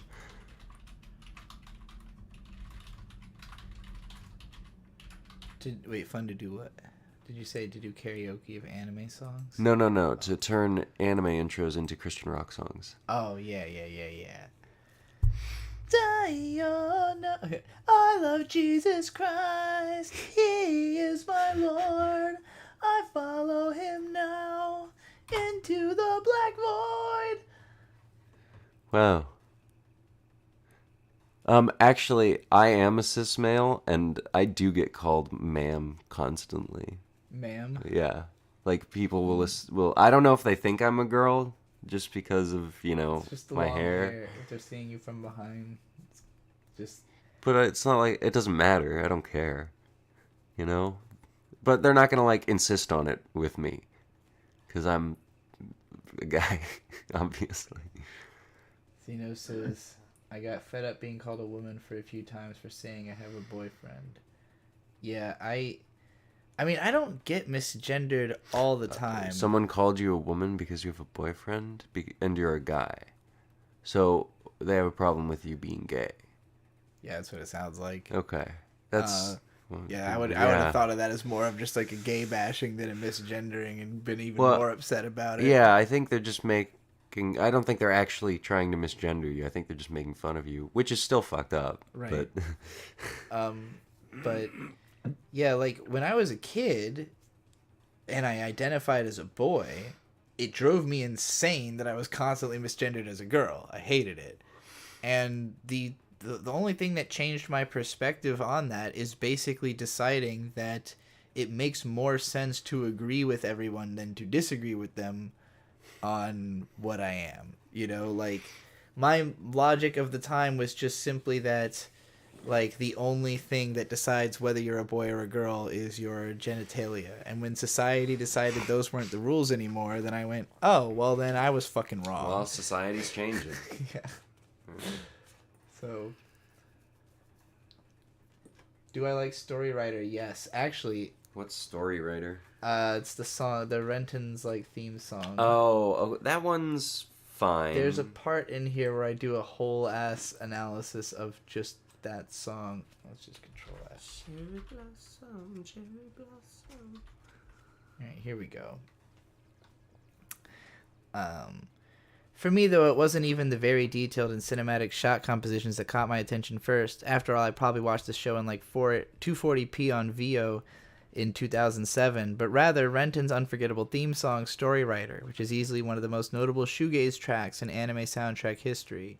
Shoegaze is that guy who chugs vodka and glue and stuff, right? That would be shoe nice.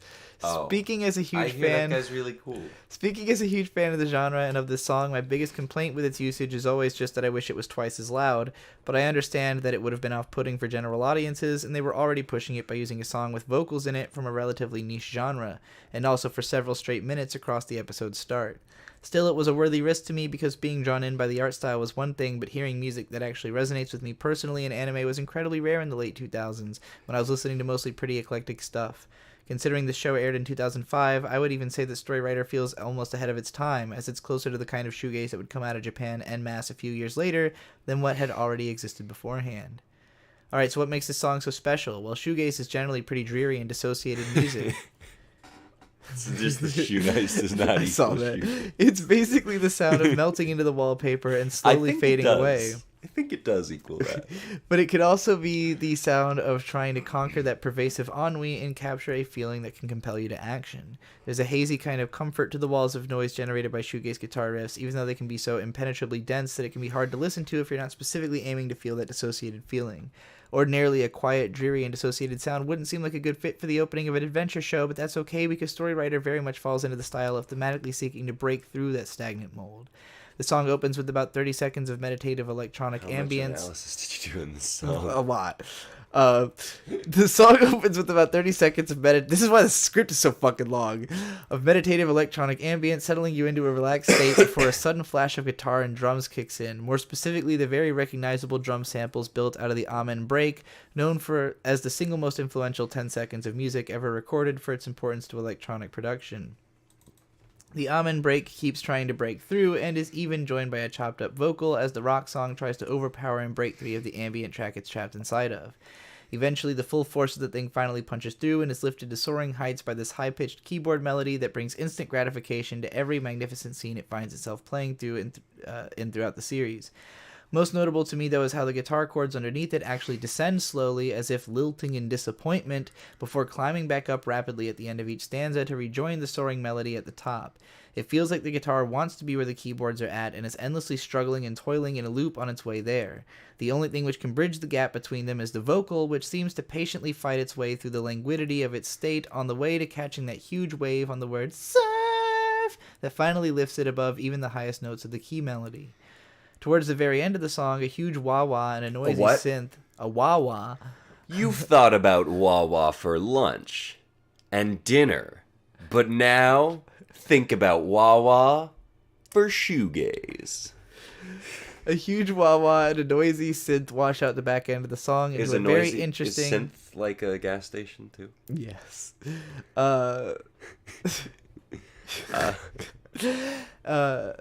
Into a very interesting, somewhat raised, but still very meditative place at the end. It's a very ambivalent chord to end on, interestingly to me, because Renton's journey really doesn't end up being about achieving victory or catharsis so much as achieving a tenuous peace. And I think that's what we get at the end of this absolutely phenomenal track. So there you go, 4 whole paragraphs on Story Writer.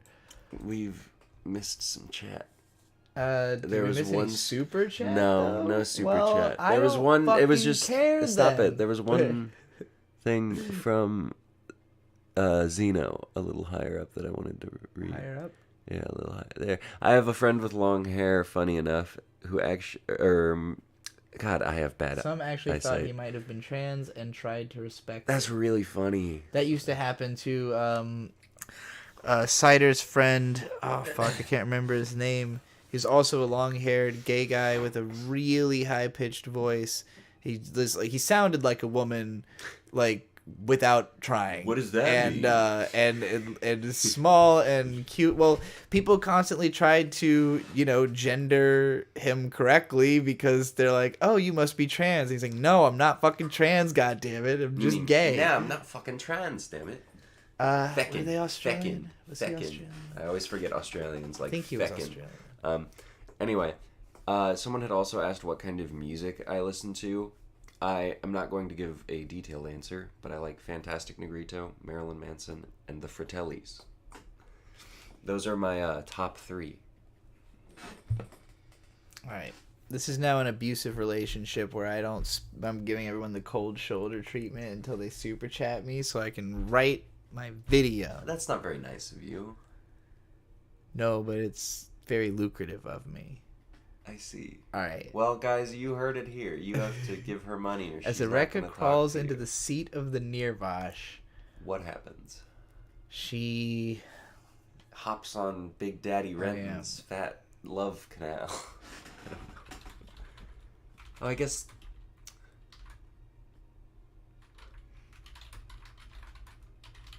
How much more Eureka 7 is there?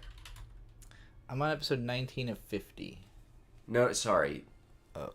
Like After it, there's like 4 movies and a 26 episode show. Do Renton and Eureka ever And a bunch of manga. come out of the coral? I think so. I think that happens in the sequel because I think I know they're in it. I know that Eureka is at least in it. I don't know about Renton. Oh, that would be weird to have. I think there's like I think they have like a kid or something that's in it. Well, I have so no. that was going to be my question: was do they ever have a kid that isn't one of the so. genocide babies of Eureka? Yeah, I don't know. I don't remember. I don't know. I haven't seen Eureka 7 AO. Someone can probably answer. Is it good? In the script? No, not from what I've heard. I've never heard. I've heard people say that at best that it's like acceptable. But most people find it unacceptable. This person is a Fratellis fan, Connor Arnoff. Well, that's the person who asked, so that's convenient. Yeah, no, the Fratellis is fun. I've been in... They were actually the first concert I ever saw. I saw them when I was like 17, probably. And my mom drove me down to the concert venue in San Diego, and I Ubered back home. It was a fun night. I must have been 18, because I had cannabis syrup, and I drank that before the show. But yeah, it's been a bit since I've listened to any of their... Wow, that guy's saying the same stuff. I think that guy made an alt. Which guy? It's just funny that he's using gender without ease now. Like, does he think gender is what got him... Oh, yeah, this is the same... Yeah, this is the same person. Funny. Well... They're using the same argument. Man. Change my mind. Prove me wrong. No. Do it yourself. AO is okay, just super convoluted and badly finished. Well... Yeah, that's pretty much what I've heard. Don't let other people ruin your day. Be a man. Ruin it yourself. Or it's the other way around, but the same point gets across. Eureka 7 High Evolution's last movie is going to be in U.S. theaters soon. So, truck campers, right? Truck bed campers. I want you to, at some point, look up the Scout brand of truck camper. They're really cool and cheap. Well, they're good and relatively cheap. They're still like $15,000. And there's different ones. But yeah, so it's like, it's pretty lightweight, so you can carry it in a Tacoma. And you can add a rooftop tent so you can have 4 people. It's pretty interesting. It would be great for camping and like really basic living. I like it. Yeah. The fridge is that cooler right there. This is the smallest space I could imagine living in and being okay with. Yeah. I think it looks cool. The reason why I'm so drawn towards it is the first video I watched of a guy. He was like, yeah, I'm 6'5" and this is perfect. And I was like, oh, good. Yeah, cool. Yeah, that's good information. They had a dog and a cat too, and the cat just hung out in the rooftop tent all the time, which I thought was real cute. I really wish Toyota would, while they're focusing on electric cars, which is totally cool and I love it, and I hope they do more of it, they would also focus on like camper concepts again, because I would really love a from Toyota Tacoma like camper. It'd be so nice. Trixie, what car you drive? I ain't got no ride. She ain't got no ride. I sometimes drive Bird's Prius. Get your chocolate milk. I do actually have chocolate milk. I think he was talking to someone else. Oh, he's probably talking to that guy you banned. Yeah. Chalky milk is good. Wow. I'll read the sentence I wrote. You're not giving the cold shoulder anymore. As Eureka crawls into the seat of the Nirvash, she thinks that if the changes brought about from meeting Renton have brought her to this point, then she would rather never have changed at all, and finally removes his device from her gadget. Sexual innuendo. His device from her...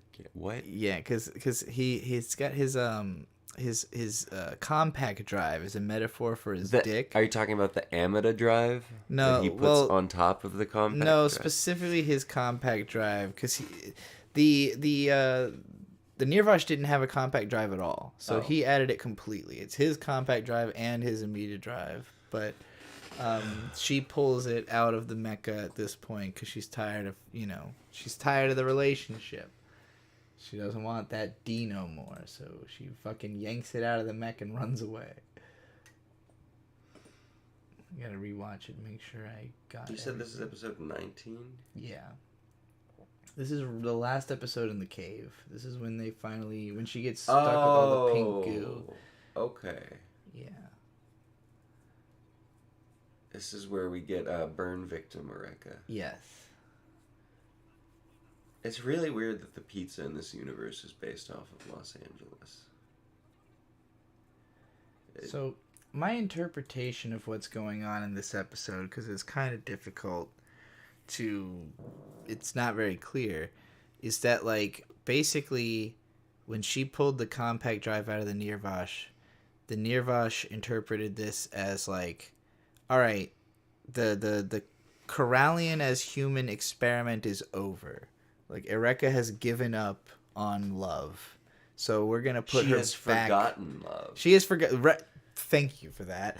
Eureka has forgotten love, which is now what is going to go into this script. And along with a little ding thing that comes down and tells you to go watch that video. And therefore, the Corallian tries to re-assimilate her. And so she's being pulled back in when Renton comes and, like, forcibly removes her, but it's already at a point where she's pretty fucked up. So that's how I interpret it. If anybody has seen the show and interprets this any differently, let me know.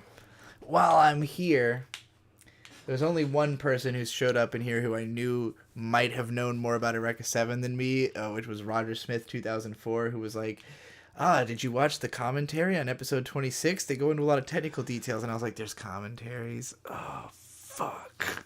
I might have to listen to those. But, yeah. Anyway, I'm going to go forward with that interpretation. Zeno on hot chocolate with cinnamon in it. I had Cinnamon Toast Crunch with chocolate milk the other day. And let me tell you, winning combination. You could probably also put cinnamon in chocolate milk. Ooh, that'd be nice. I had abuelita growing up. I made it wrong the first time because I didn't gather that you had to blend it because it's like it's like a bar. So you get like a medallion of chocolate that's like this big. Look, real quick, and it's like segmented into little triangles, and you use the triangles to make hot chocolate. You're either supposed to melt it in milk or blend it, I think. But it was pretty good. It's also, like, supplemented with stuff that isn't cocoa and cinnamon. I mean, that's why the cinnamon is there in the first place, is to supplement cocoa, but I forget what the other thing is. My diabetes will kill me from all of the sugary talk. Don't eat sugar, then. Only eat red meat.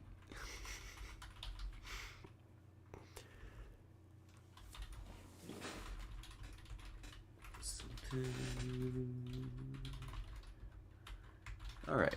I'm gonna go back to bed for an hour. Okie doke. I'll read the sentence I just wrote.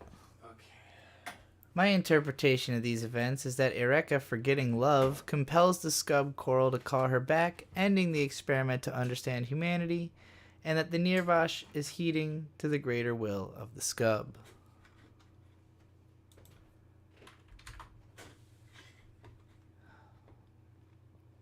Now I'm all by myself again, but I've got all of you and your money to keep me warm.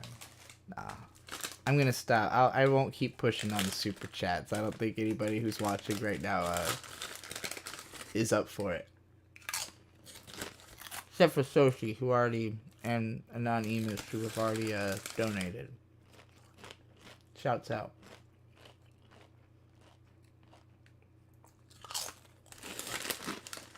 I'm eating Doritos.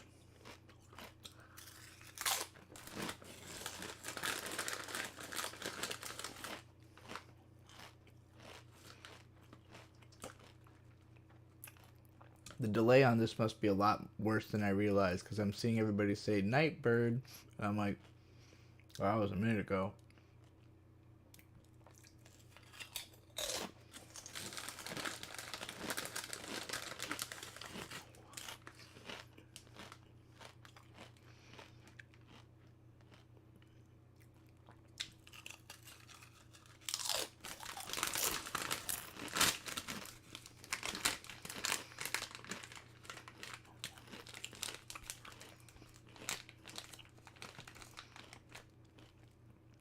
Doritos equals bad health. Let's see. There's 150 calories, 10% of my daily value of total fat, 5% of that being saturated, 8% sodium, 6% carbs. I would say the fat content is probably the worst part here. So I'd agree. I shouldn't be eating these because I've had plenty to eat today, but I wanted a snack. And, do you like the taste of erasers? Not in particular.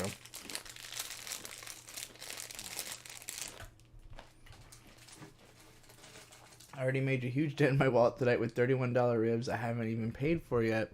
Gas and Walmart. But I haven't even paid for it. I assume you mean like the money hasn't gone through your bank or whatever. $31 ribs. I hope they were good. It sounds good. Sounds like good ribs.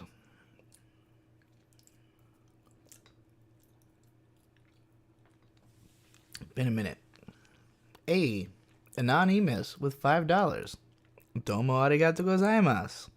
I saw an ad for Dorito flavored wings at BWW.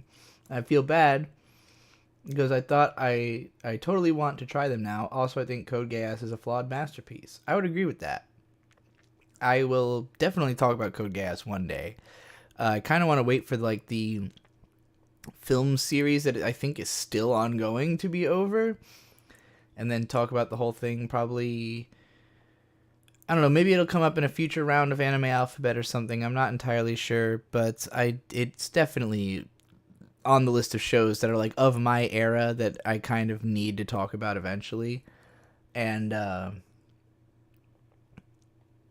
could see writing as much about that show as I'm writing about Eureka 7, if I'm being honest. And as for the Buffalo Wild Wings, though, I would not. I have only been there once. I found it deeply unpleasant in pretty much all ways. They messed up my order. The food took forever. It wasn't good. The place is crowded and loud, and I don't care about sports. So, like, it was just not a positive experience. So yeah, I would probably rate Buffalo Wild Wings a lot lower than Code Geass. Code Geass was my big teenager show. I think it was for a lot of people. Like, Eureka 7 was kind of my big teenager show of that era. Like, I would have seen it after the first season of Code Geass and, like, been a lot more into it.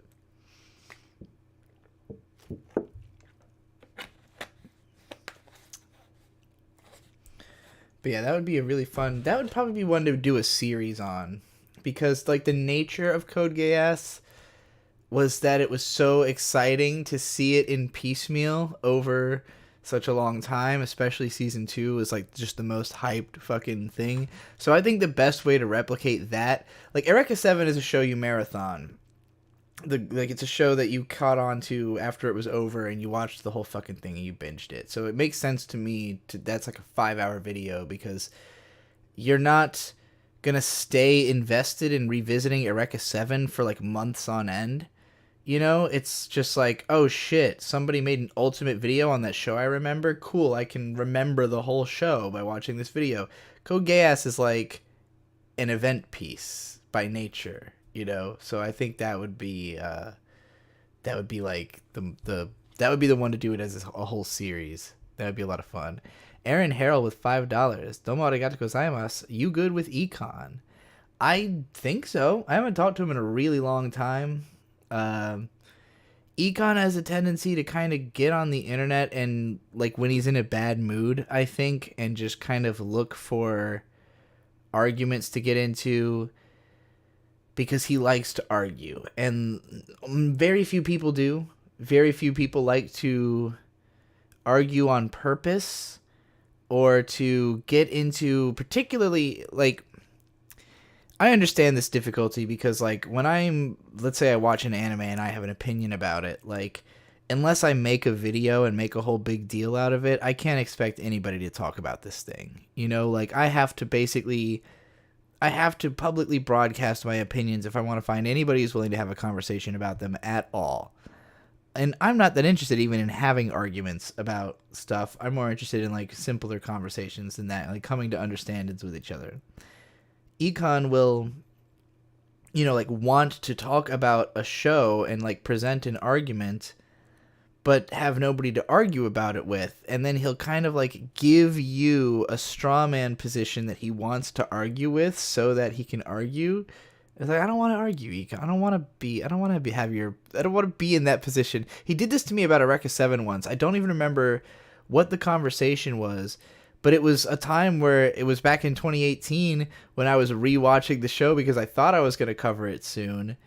And I don't remember what it was I said, but he just like went off on this whole tear about people not interpreting something about the show. And I was just like, I didn't even make an argument, dude. Like, I don't know why you're arguing against me. So, you know, I think he does a lot of that when he gets online and it makes him somebody that is easy to avoid.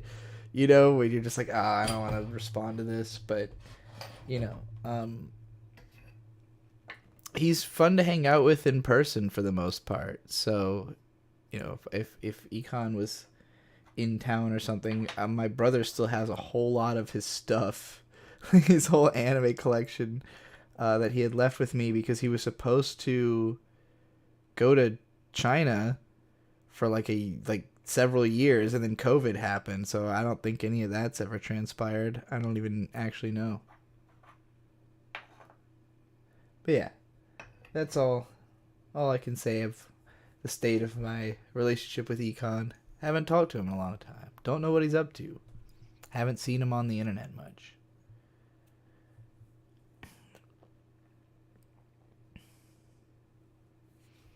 Everybody's speaking French in the chat. I don't know what the hell is going on. Or maybe Italian. I can't tell. Recently I became with the Eureka 7. Became one of my 3x3. Perfect. You'll love this fucking video. This is the ultimate Eureka 7 video. That's just... Again, I do think it's possible that if this video is very successful, somebody will try to one-up it and go into even more detail and depth. I don't think it's not possible for that to happen. I just don't think there's anybody who will want to unless this video is already a proven success and like draws more people into the show or gets somebody who cares about it even more than I do to speak up on it and present a different perspective.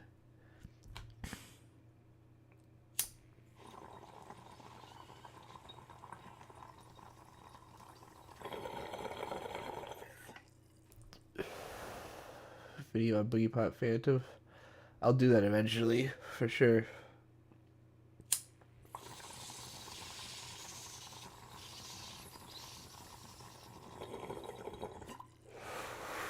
one day I'll figure out how to write a video on Boogie Pop and others.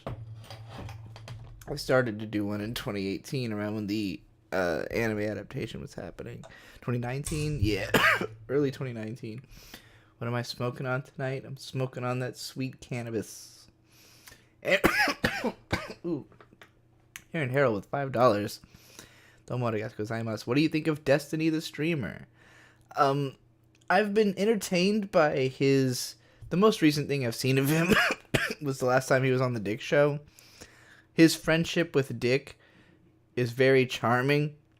It's fun to see the way that they play off of each other. Where, like, I can tell that Destiny used to be so much of a hard ass and so much of like a... Like, his goal is to fuck with people for money. That's his show. His show is like make people look stupid for an audience and get paid to do it. And he's doing that in complete self-awareness. And I really think, like, when I argued with him the first time, I didn't really understand what I thought that his purpose was to be the most correct person in the world or whatever. But that's just like the gimmick by which he does the show of making people look stupid for money. And, like, when Dick and I caught on to that, particularly Dick caught on to it, he was like, oh, okay, I get this guy now. And they kind of became friends. And, you know, I guess I couldn't see myself necessarily being friends with Destiny because I don't know what conversation we'd have that would be interesting to either of us. But I think he's an interesting person.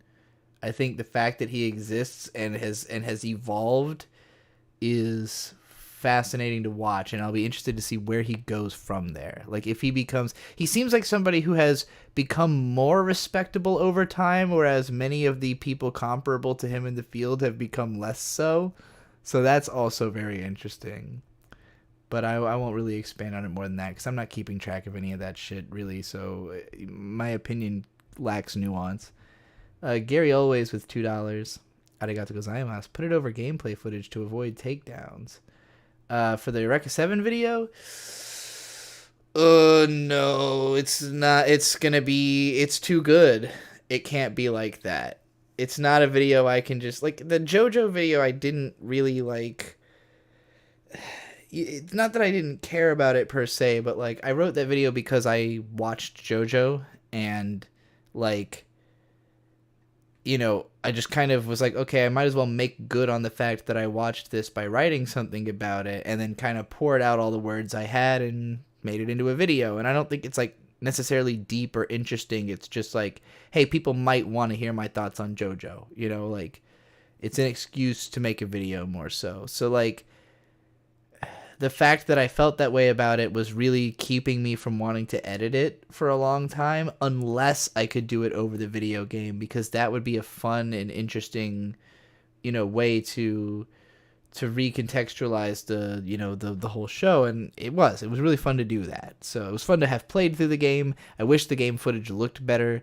You know, there's a very shitty capture because it's like through multiple filters of, you know, being streamed and then being downloaded from YouTube. But nonetheless, I liked that for that video.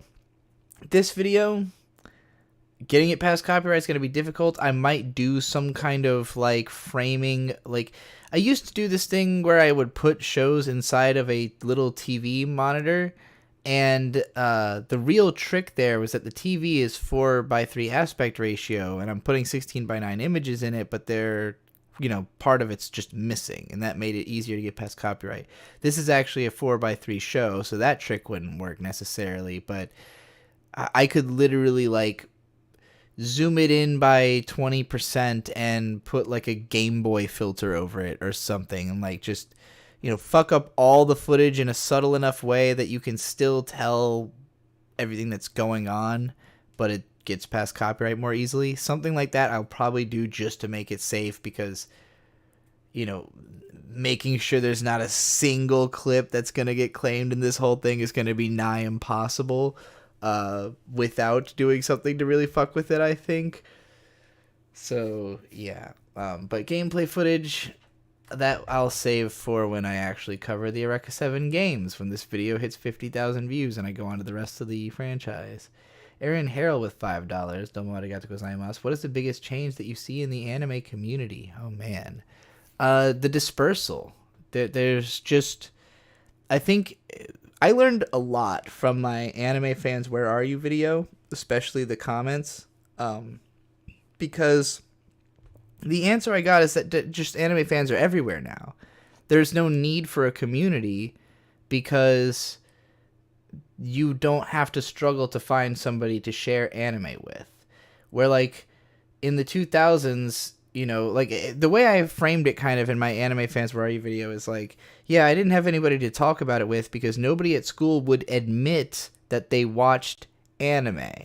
You know, like, it's not that nobody was watching it, it's that nobody was admitting they were watching it until high school, and then they were only talking about the fact that they watched, like, the really edgy, crazy shit, and, like, you know, it's always depends on what company you're in, what you're going to brag about having seen. Like, it's just people have a lot of self-image tied up in talking about what they watch, and you know, that was all true online as well, and I've made fun of it with, like, my whole, you know, most boring taste in anime video and everything.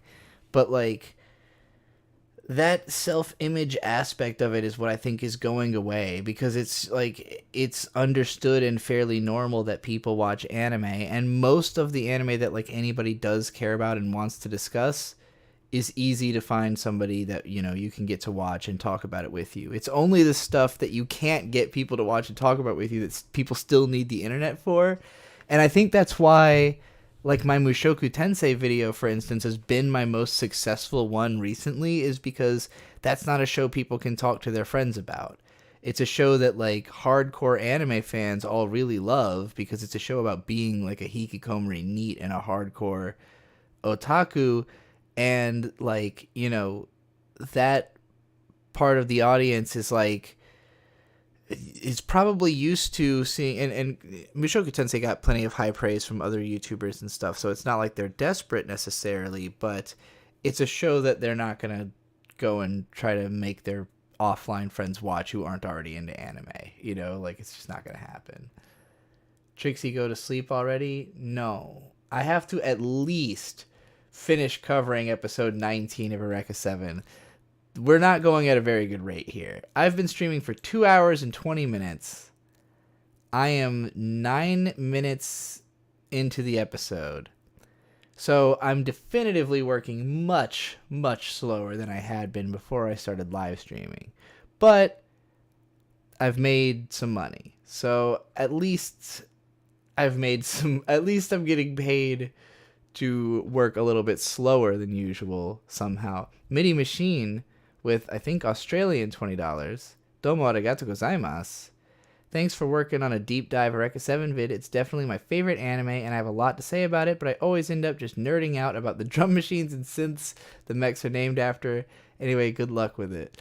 Yeah, I have a bit about the fact that they are named after synths and sort of what that means in here, although I'm not, like, going crazy into the history or anything of the synthesizers, because mostly if there is specific symbolism to why they picked individual synths for individual mecha, I'd encourage you to let me know your interpretations of that, because I don't really see a specific reason that they chose the ones they chose for the mechs they chose. I understand, like, why they chose the synthesizers they chose, because they're all very important.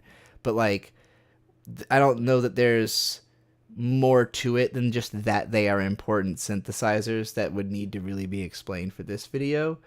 You know, because you can just go look into synthesizer history. But, like, it affects the story more holistically that they reference this thing than, like, individually. Nonetheless, yeah, there's a lot of nerding out in this video. I don't know if you were here earlier when I read my 4 paragraphs about the song Story Writer, but there's a page of this video is just about the song Story Writer, and I haven't even gotten to get it by your hands yet, so that's going to be another one I have to go into some depth on, probably. Aaron Harrell with $5. Where do you see your place in the anime community as time goes on? That's an interesting question. I really think that my relationship to each audience member is very individual. And that was something that took me a really, really long time to understand because, from my perspective, I'm reading all the comments, I see every video I make. So I'm expecting the audience to have more of a unified understanding of me and what I'm doing, and also of one another. But for the most part, most of the commenters don't read other comments. If they do, they don't necessarily like keep track of who the other people are or recognize their names implicitly.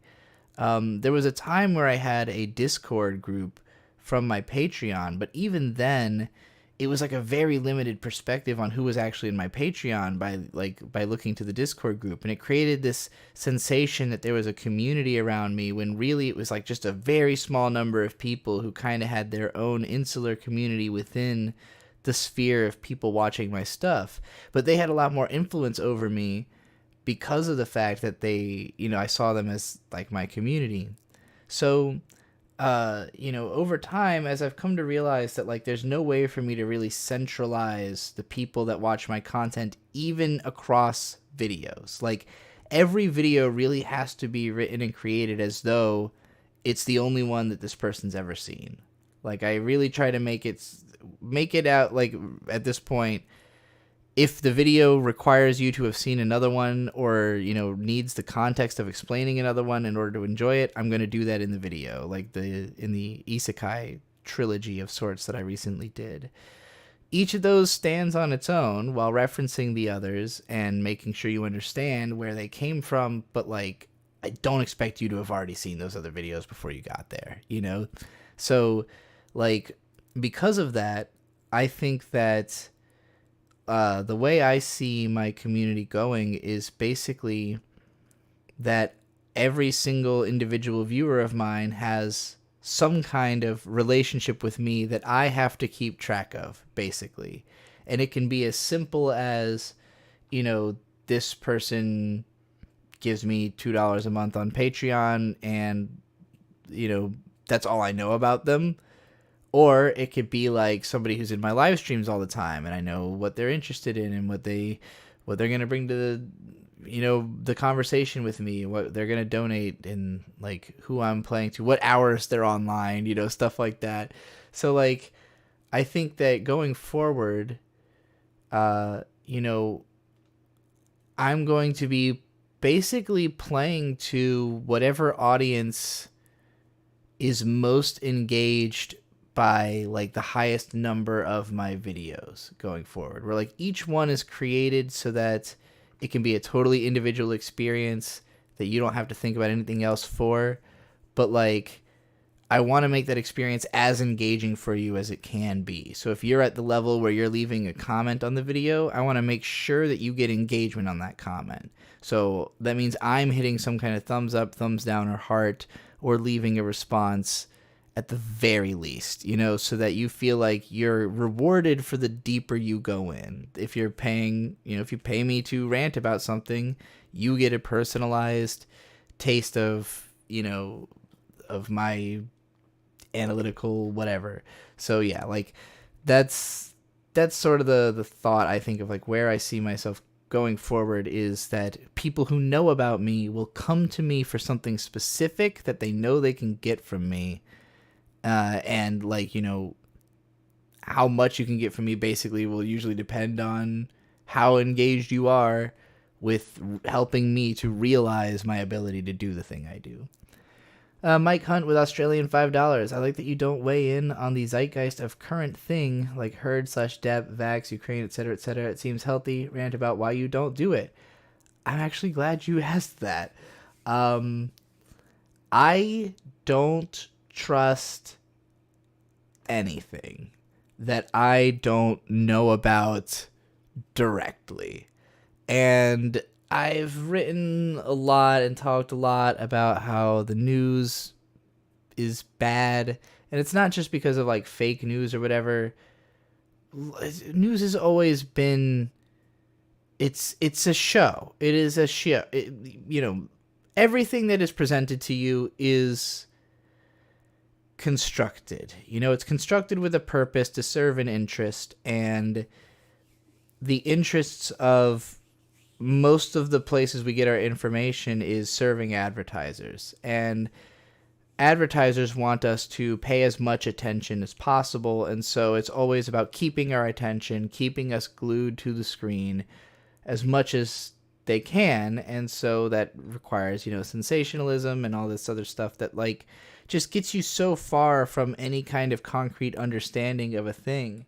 And, like, there are some events that are covered in such extensive detail that you can have a pretty strong perspective on it and, like, formulate an opinion that allows you to participate in the conversation.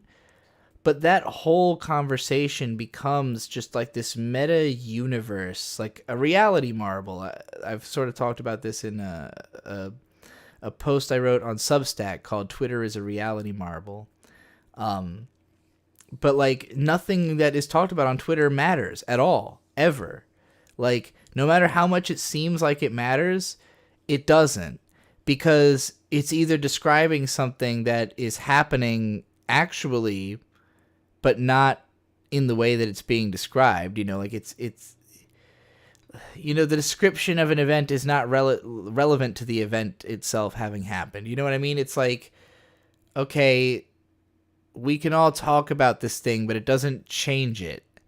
And so, yeah, like, to me, having those kinds of conversations is basically just a way to put a target on your back. It's just a way to make people who feel the other way about that thing mad at you. You know, like, to me, like, the whole thing is a sport, and you're picking a team, basically, in any of these conversations. Like, Herd and Depp is a pretty obvious one. You know, whose side are you on? Depp or Herd? I know there's probably one side that has more people on it, but, like, the point of it is that you feel some kind of, you know, moral justification in backing what you see as, like, the, you know, the right horse in this race. Vax, Ukraine, like, I don't know.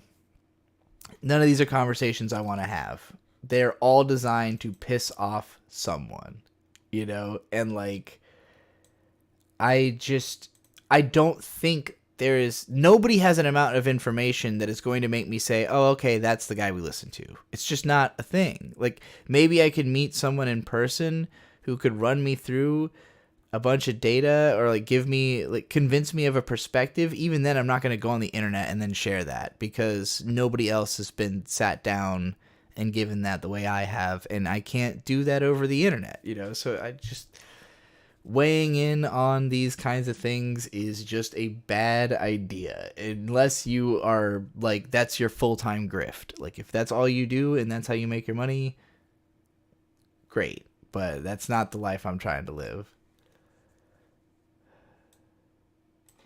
All right. I think I can get back to writing about Eureka 7 for a second here. Unless anybody else has any super chats they want to send to get me to talk about stuff.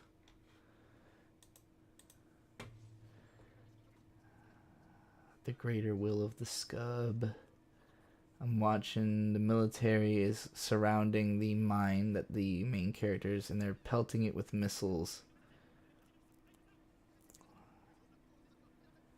And Holland is debating whether they leave without Rent and Eureka.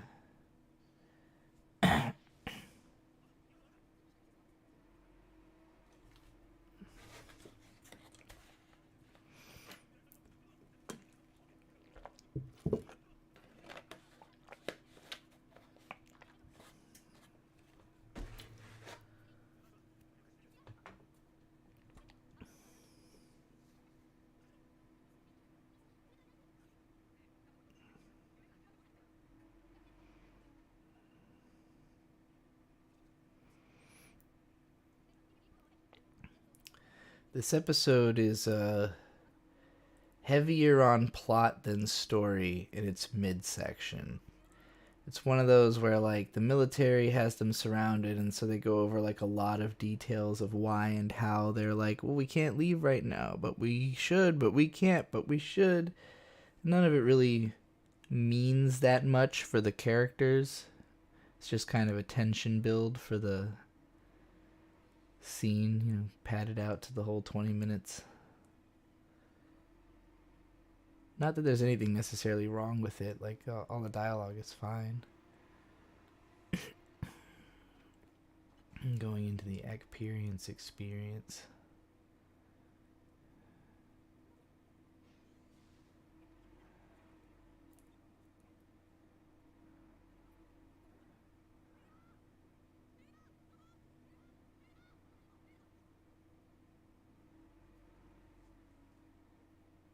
Alright, Eureka's all covered in pink goo.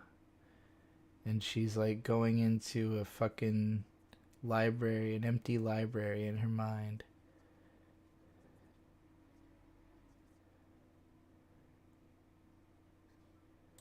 Okay. I'm picking up some symbolism I'm about to start writing about.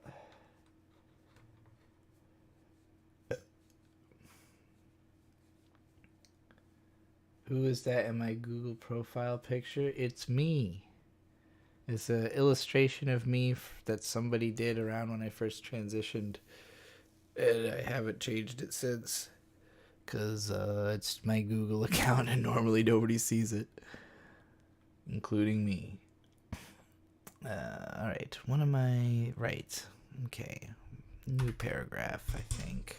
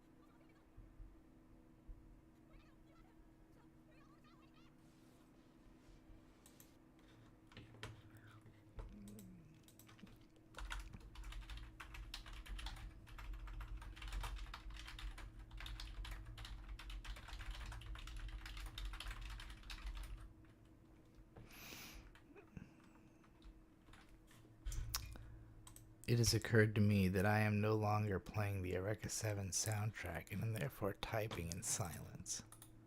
Let me go back to that.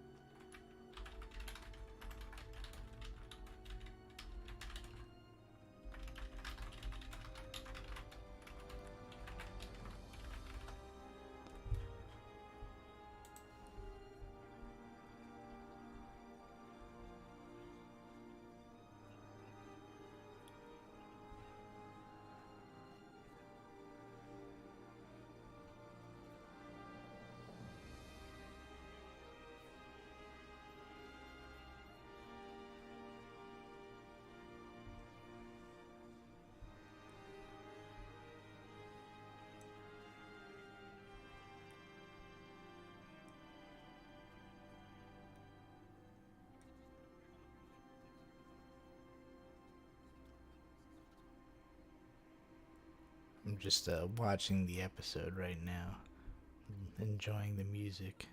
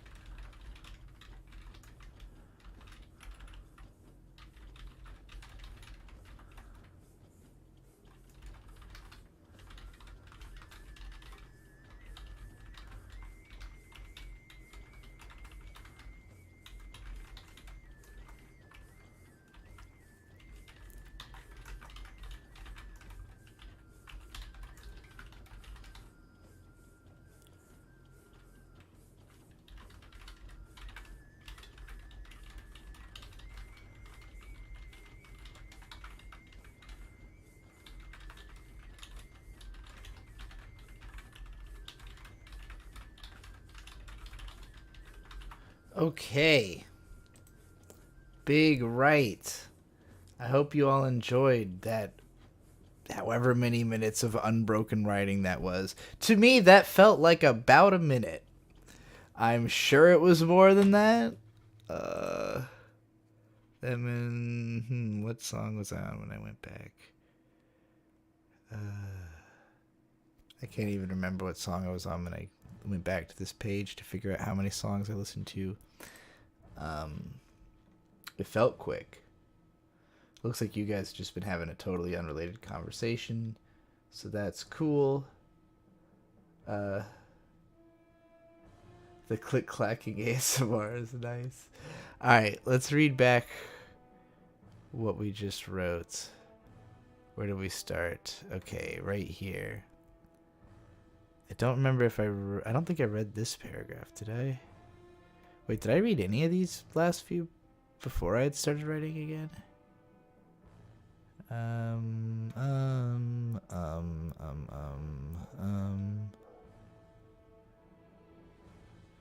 I know I read some of these parts. I think the last part I had read was like here. I'm gonna turn this down a little bit. Okay. As Eureka goes into the scub, she enters another dream world to assess herself. In a library of all empty shelves, she hurries in search of a book, worried that if she can't find it quickly, the sun will set, or she'll miss her bus, or some other metaphor for time slipping through her fingers. She finds a book without pages and declares in her pinnacle moment of ayanaminess, "This is me, a book without words, a book with nothing written in it. There is nothing about me. I am nothing at all. I couldn't find it." Whenever I have found myself in the worst slumps of depression, it is often both because of the feeling that I've grown distant from a compelling sense of identity, and also It is often because of the feeling that I've grown distant from a compelling sense of identity, and it also reinforces the feeling that whatever identity I once felt connected to was only a facade if I could end up feeling so differently apart from it. Melting, I'm melting away, Eureka says, again metaphorically describing the feeling of derealization. She is also scared, desperate for help as she falls, and calls out to Renton, who ends up arriving in the dream space as a massive hand to scoop her up, while in reality he fights to free her of the pink goo that seeks to merge her back into the scub. All Eureka can manage is to apologize, now fully realizing how untrue her actions have been to her intentions, as Renton clings to and swears to protect her again. With the military raining hellfire on the mountain from outside, Holland is ready to flat out leave the Nirvash and the kids behind and make launch, until the Seven Swell activates from deep in the mine. Let's say deep inside the mine. From deep inside the mine, releasing the Trapar wave the old man had always been right to believe was there, and blows the lid off the mountain like a Trapar volcano. When all is said and done and the gecko is safe, Renton has no idea what's just happened, and is visibly traumatized by the state that he's found Eureka in, which, speaking as someone who's watched a loved one go into an incommunicable state, was a familiar brand of panic to me. Holland knows better than to hit him this time at least, but is so upset at the state of Eureka that he lifts Renton from the ground and makes sure he knows that if he tells anyone what happened to Eureka, it might be his life. With that, we've finally made it to the end of the low altitude arc. Overall, I think this inevitably ended up being one of the weakest parts of the show, and feels like it wouldn't have lasted so long if the animators hadn't needed a break after the crazy endeavor of the first arc. For a bright and colorful adventure show about sky surfing to trap itself in a gray bunker while people get into fights for 4 episodes doesn't sound like a great idea on paper, and in execution, the flimsy episodic plots of certain episodes don't leave a strong enough impression to make the length of this arc feel justified. It's easy to see what they were going for, but it's a little too dreary for a little too long without quite enough payoff, even for the number of great dramatic scenes which we did get out of this arc. Suffice it to say, I breathed an actual sigh of relief and muttered "thank God" when I saw the Trapar volcano light up like a rainbow and explode color back into the show so that it could get back on the road. There we go. That is my episode 19. So we did 2 pages in the course of this particular stream. We were on page 62, about to start episode 19. And in 3 hours, I wrote 2 pages about episode 19. That is very slow writing for me. Needless to say, considering I wrote the first 62 pages of this in the last 4 days. But, you know, we've been live streaming. I've been answering other questions, doing chats. I made a little bit of money. Feels pretty good.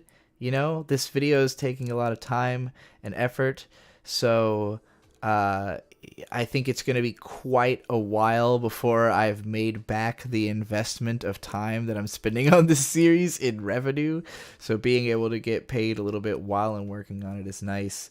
You know, I would have just been streaming a video game and I would have gotten no pages of the stream done, this thing done in 3 hours. Or I would have been writing for 3 hours and not gotten any money.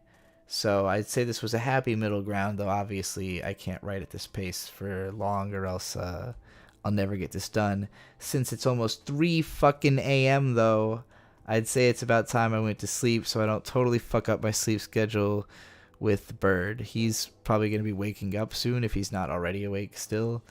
And, you know, he'll be heading off to work in a couple hours, so I will probably set an alarm for, we'll say 10 a.m. That sounds right. Yeah, 7 hours of sleep's pretty good for a lifestyle of sitting in a chair writing about Eureka 7. I'll probably pass out pretty quick. I feel a little tired. I feel a little heavy. Definitely don't feel like I could watch another episode of Eureka 7. So thanks for coming out, everybody. Thank you. This was a good time. This was interesting. I've never written actively in front of an audience and seen their reactions. Seeing you guys say this writing hits the soul, great quote, stuff like that, I really appreciate it. So I know this video is gonna hit hard. This is one of the lesser episodes that I've covered, so it's gonna be a good one. All right, peace out, everybody.